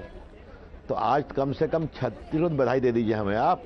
बिल्कुल, मैं तो तीनों राज्यों के लिए आपको बधाई दे रही हूँ, छत्तीसगढ़ के लिए खास बधाई। नहीं, चलिए धन्यवाद। दूसरी बात मुझे कहना है नाविका जी कि मैं एग्जिट पोल का बहुत सम्मान करता हूं संस्था के रूप में। एग्जिट पोल पर जब मिठाई बंटने लगती है ना, तो थोड़ा सा उसके बारे में सोचने की जरूरत है ना। हाँ, क्योंकि अब इस मैदान में बहुत लोग कूद जाते हैं। देखिए इस पूरे चुनाव का सार क्या है। मैं तो मध्य प्रदेश में भी बहुत प्रचार किया, मैं छत्तीसगढ़ में तो था ही 15-20 दिन, वहां तो मैं 3-4 कंस्टिट्यूंसी की व्यवस्था में बैठा हुआ था। देखिए भारत के लोकतंत्र में एक बहुत बड़ा माइलस्टोन बदलाव आया है, ट्रस्ट, नेता के ऊपर ट्रस्ट। और ये जो मोदी जी की गारंटी है, सिर्फ ये जुमला नहीं है, लोग इसको फील करते हैं। और देखिए अभी पूरे आप तो बिहार और हिंदी पट्टी की पॉलिटिक्स को समझती है नाविका जी। आजकल का नया फैशन क्या है, कास्ट सेंसर्स। क्या नीतीश कुमार, क्या अखिलेश यादव और राहुल गांधी, तो एक नया चीट उनको पकड़ाया गया है किसी ने कास्ट सेंसर्स का। क्या कहा मोदी जी ने कि मेरे लिए 4 ही कास्ट है, गरीब, किसान, महिला, बेटी और नौजवान। और ये सभी जो प्रदेश हैं हिंदी पट्टी के, ये सबों में बैकवर्ड पॉलिटिक्स, कास्ट पॉलिटिक्स बहुत डोमिनेंट है। आप भी जानती हैं, आदिवासी भी हैं, पिछड़े भी हैं। जनता इससे ऊपर उठती है। हर जगह राहुल गांधी कास्ट पॉलिटिक्स की बात करते हैं, सेंसस की बात करते हैं। अब वो सेंसस उनके परिवार में लागू होगा कि नहीं, ये अलग बात है। अखिलेश पर लागू होगा कि नहीं, तेजस्वी को लागू होगा कि नहीं, अलग बात है। लेकिन ये देश की समझदारी का एक बहुत बड़ा बदलाव है, इसको समझिए। Good governance, trust in the leader और जात के ऊपर उठकर डिलीवरी का विश्वास करना। रविशंकर प्रसाद जी, आप बिल्कुल सही कह रहे हैं, पर मैं एक छोटा सा प्रोटेस्ट लॉन्च करना चाहती हूँ। कांग्रेस पार्टी बॉयकॉट करती है, इंडिया गठबंधन बॉयकॉट करता है। अब बीजेपी जीतने के बाद भी अगर पत्रकारों पर ही अपनी राइफल निकाल के रखेगी, तो ये पत्रकार बेचारा कहां जाएगा? इसके बारे में भी जरूर कुछ सोचिएगा रविशंकर प्रसाद जी। मैं आप पर राइफल चला रहा हूं क्या? लेकिन नाविका जी, साल भर आप सवाल पूछते हैं, ये आपका अधिकार है। आज जब हम जीते हैं तो थोड़ा व्यंग करेंगे तो इसमें क्या परेशानी है भाई? नहीं, बिल्कुल कोई परेशानी आप तो जानती हैं, आज आपका दिन है। सटायर, ह्यूमर, व्यंग, ये तो लोकतंत्र का लोकराज है। और 9 रसों में इन तीनों का ही इस्तेमाल हो रहा है। लेकिन मैं हैंड ओवर कर रही हूं आपको टाइम्स नाउ स्टूडियो में, जहां पद्मजा जोशी मेरी कॉलीग आपके लिए इंतजार है उनको आपसे सवाल पूछने का। पर टाइम्स नाउ नवभारत पर मेरे साथ जुड़ने के लिए आपका धन्यवाद। Over to Padmaja. Thanks very much, Navika. Ravi Shankar ji, you spoke of the caste census, and the common wisdom is that the idea of caste census was first given to Rahul Gandhi by Nitish ji and Tejasvi Yadav. Do you think after these kind of results, and that too in states which have a large OBC population, we will see the death of this entire call and the idea of a nationwide caste census?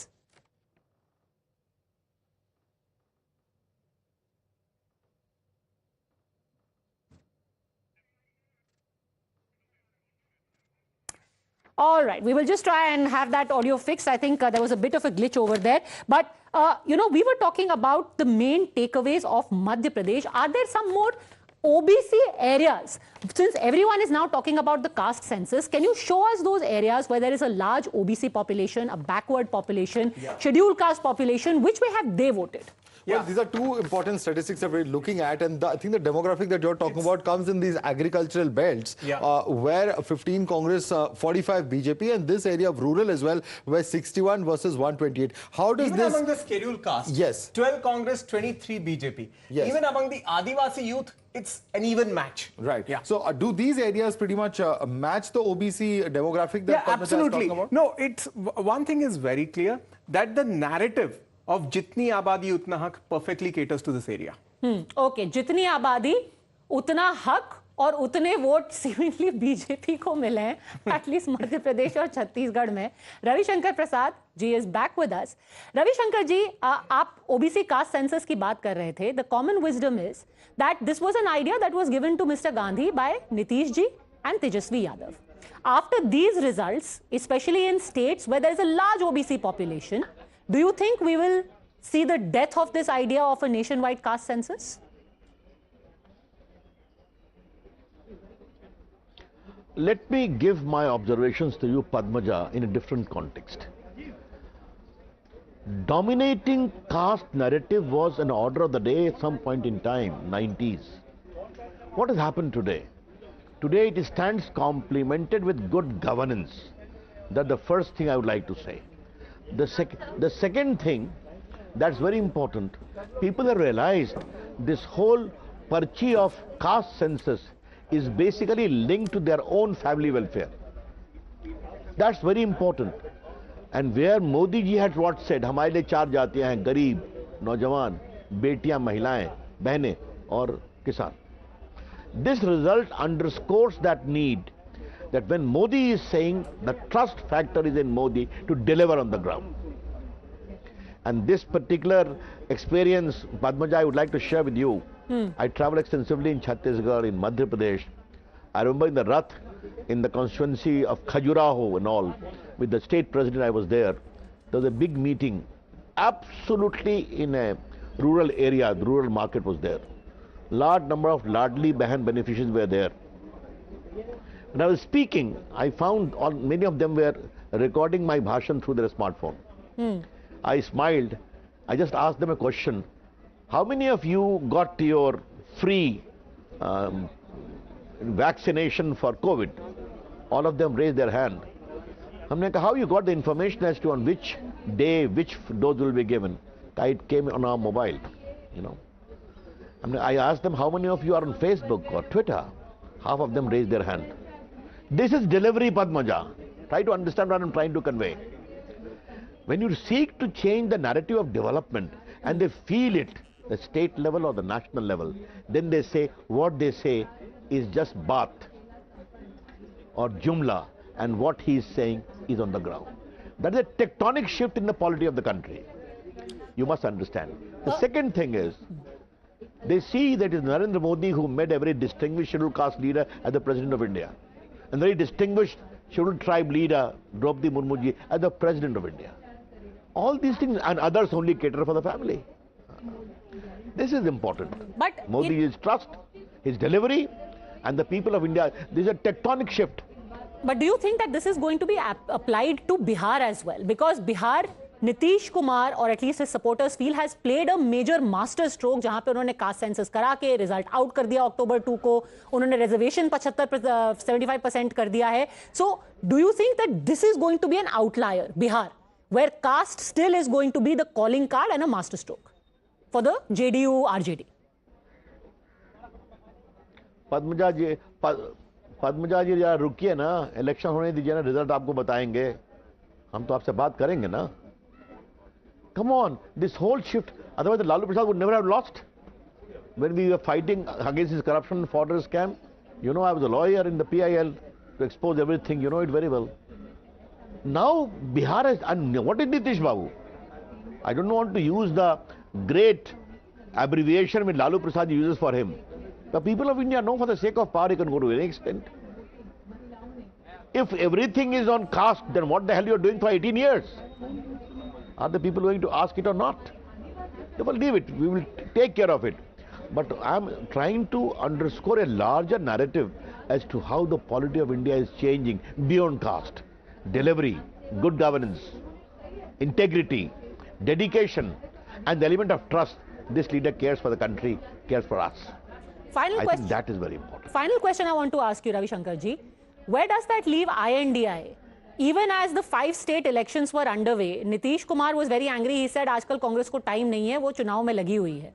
अब 3 दिसंबर के बाद 6 दिसंबर को there is going to be an informal meeting. How do you think equations are going to change? Already given how Akhilesh Yadav has spoken out, Nitish Kumar not too happy. What happens to INDIA from here? And Nitish ji in particular.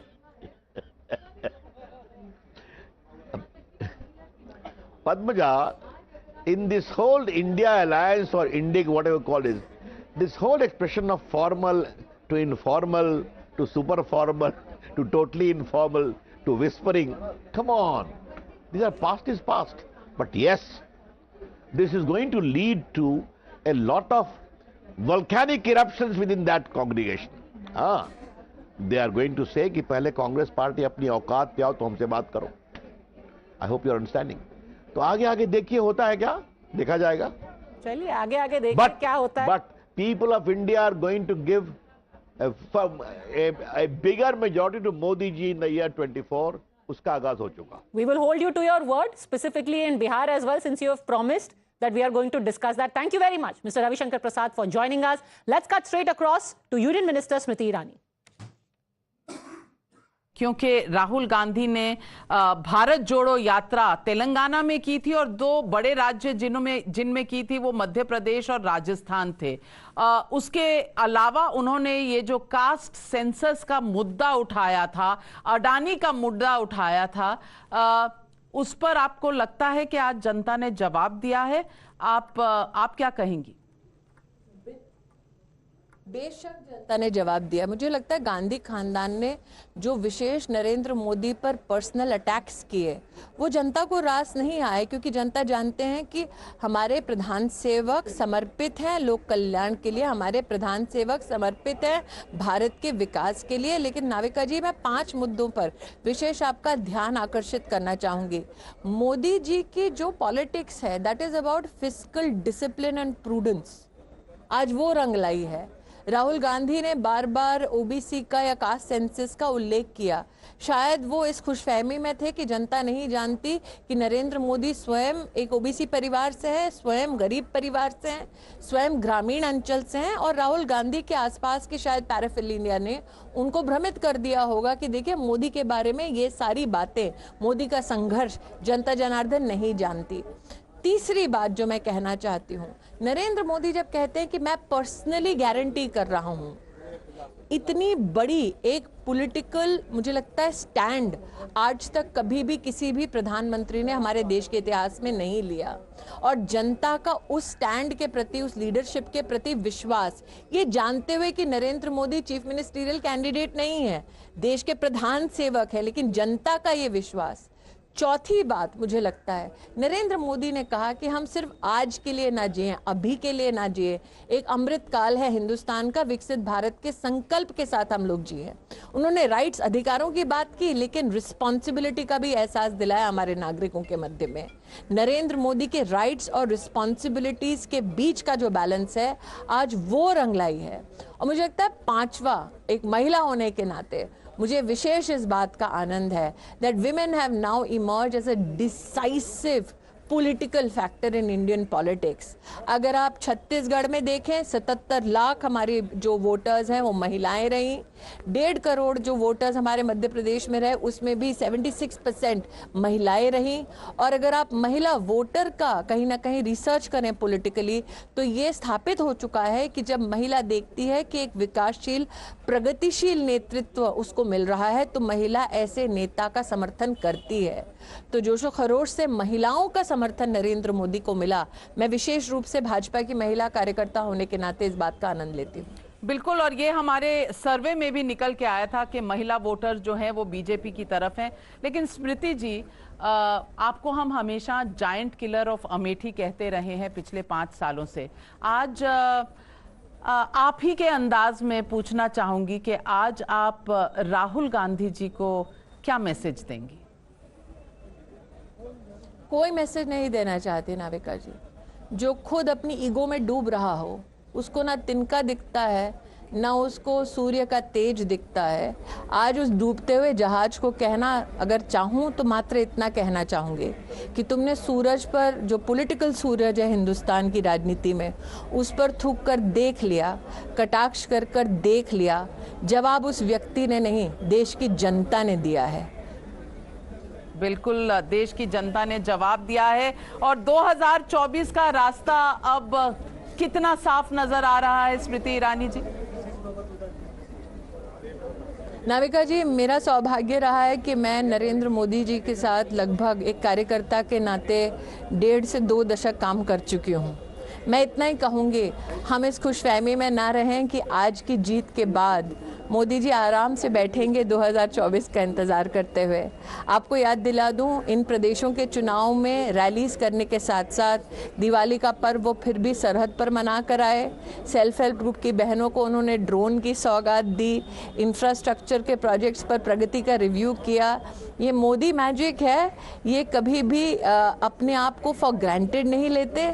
ये मोदी का नेतृत्व है जो हर प्रांत में, हर booth तक, हर कार्यकर्ता तक पहुंचने में विश्वास रखते हैं। ये वो गाड़ी है विकास की जो चल पड़ी है और तब तक नहीं थमेगी जब तक विकसित भारत के स्टेशन पर आकर रुकती नहीं है। कभी थकते नहीं है, क्योंकि मोदी जी अगर सरहद पर थे तो अमित शाह जी चुनाव के बाद सीधा बंगाल में थे और उन्होंने आह्वान कर दिया कि अब 2024 की कवायद भी शुरू हो गई है।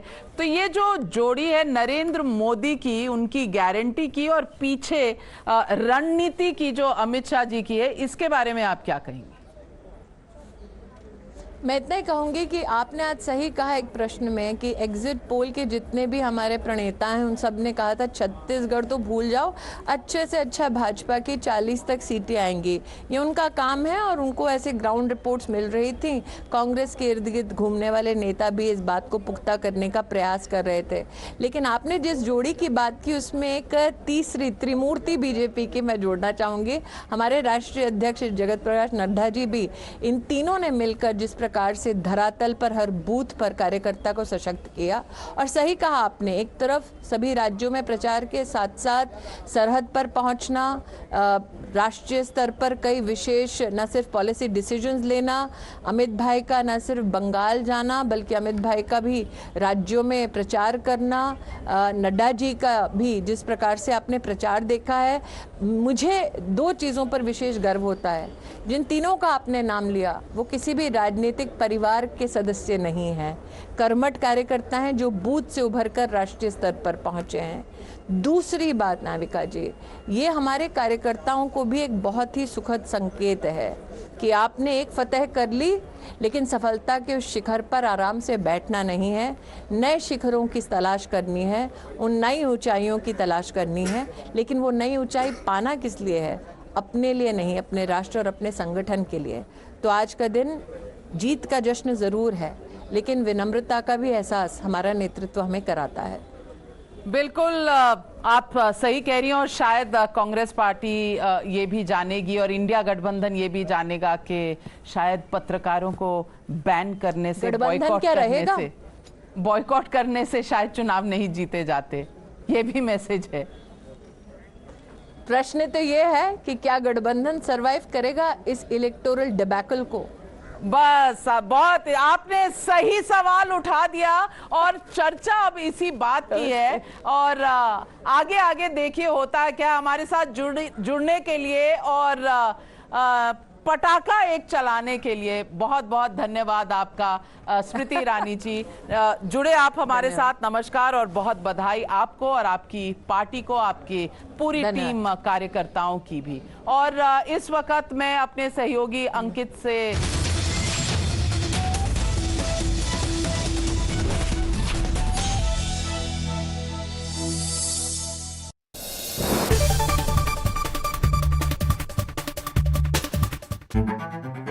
When journalism is led by integrity and when experience meets passion, there is no scope for half-truths. When the noise drowns out the truth and many lose sight of what is the real issue. I ask the legitimate question and uncover the whole truth. Don't tax the poor people who are using petrol, diesel to go to work or to send their children to school. I give you the complete picture in black and white, not a colored opinion, facts that help you form your opinion. The News Hour at 9. Weeknights at 9, only on Times Now. She asks tough questions like no other journalist. आपके ऊपर तो कई घोटालों के भी आजकल आरोप लग रहे हैं। देश में सिर्फ एक बात की चर्चा है कि क्या बीजेपी राहुल गांधी से डर गई। She takes on the masters of Indian politics like no one else can. विपक्ष कम से कम उत्तर प्रदेश में ये कह रहा है कि आप हवा बना रहे हैं, निवेश कोई आया ही नहीं इस राज्य में। राहुल गांधी का कहना है कि देश में लोकतंत्र मरता जा रहा है, खतरे में है। Because she speaks for you.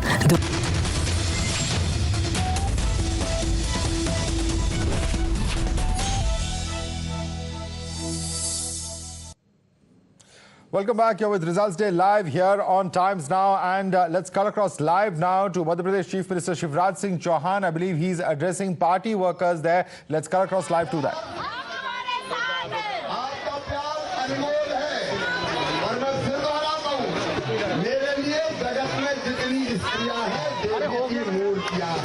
Conditions continuing on ground there in Bhopal. Shivraj Singh Chauhan, certainly the man who is leading the party and the campaign. Question marks over what call the BJP leadership will take in terms of who will be the next Chief Minister of Madhya Pradesh. Can there be a change? Is that a possibility? A question certainly that many are asking at this point of time. All right, I'm told we can cut across live once again to that. Let's listen in. क्योंकि उनके आशीर्वाद से जीत हासिल की है और लाडली बहनाओं तो मैं ये जीत समर्पित करता हूँ, तुम्हारी जीत है। भाई और बहन मिलकर हम साथ चलेंगे और मध्य प्रदेश से भी आगे बढ़ाएंगे और जनता की और बहनों की जिंदगी भी बदलेंगे। बोले भाई बहन सदा साथ रहेंगे मिलकर, मध्य प्रदेश को आगे बढ़ाएंगे, जनता की जिंदगी भी बदलेंगे और बहनें भी आगे बढ़ती जाएगी। मेरी बहनों, बारंबार फिर मैं अपनी बहनों को शीश झुका के प्रणाम करता हूँ, बारंबार प्रणाम करता हूँ। या देवी सर्वभूतेषु मातृरूपेण संस्थिता, नमस्तस्यै नमस्तस्यै नमस्तस्यै। मैं बारंबार प्रणाम मेरी बहनों, बारंबार प्रणाम। लाडली बहनों की, प्रधानमंत्री नरेंद्र मोदी जी की बहुत बहुत धन्यवाद।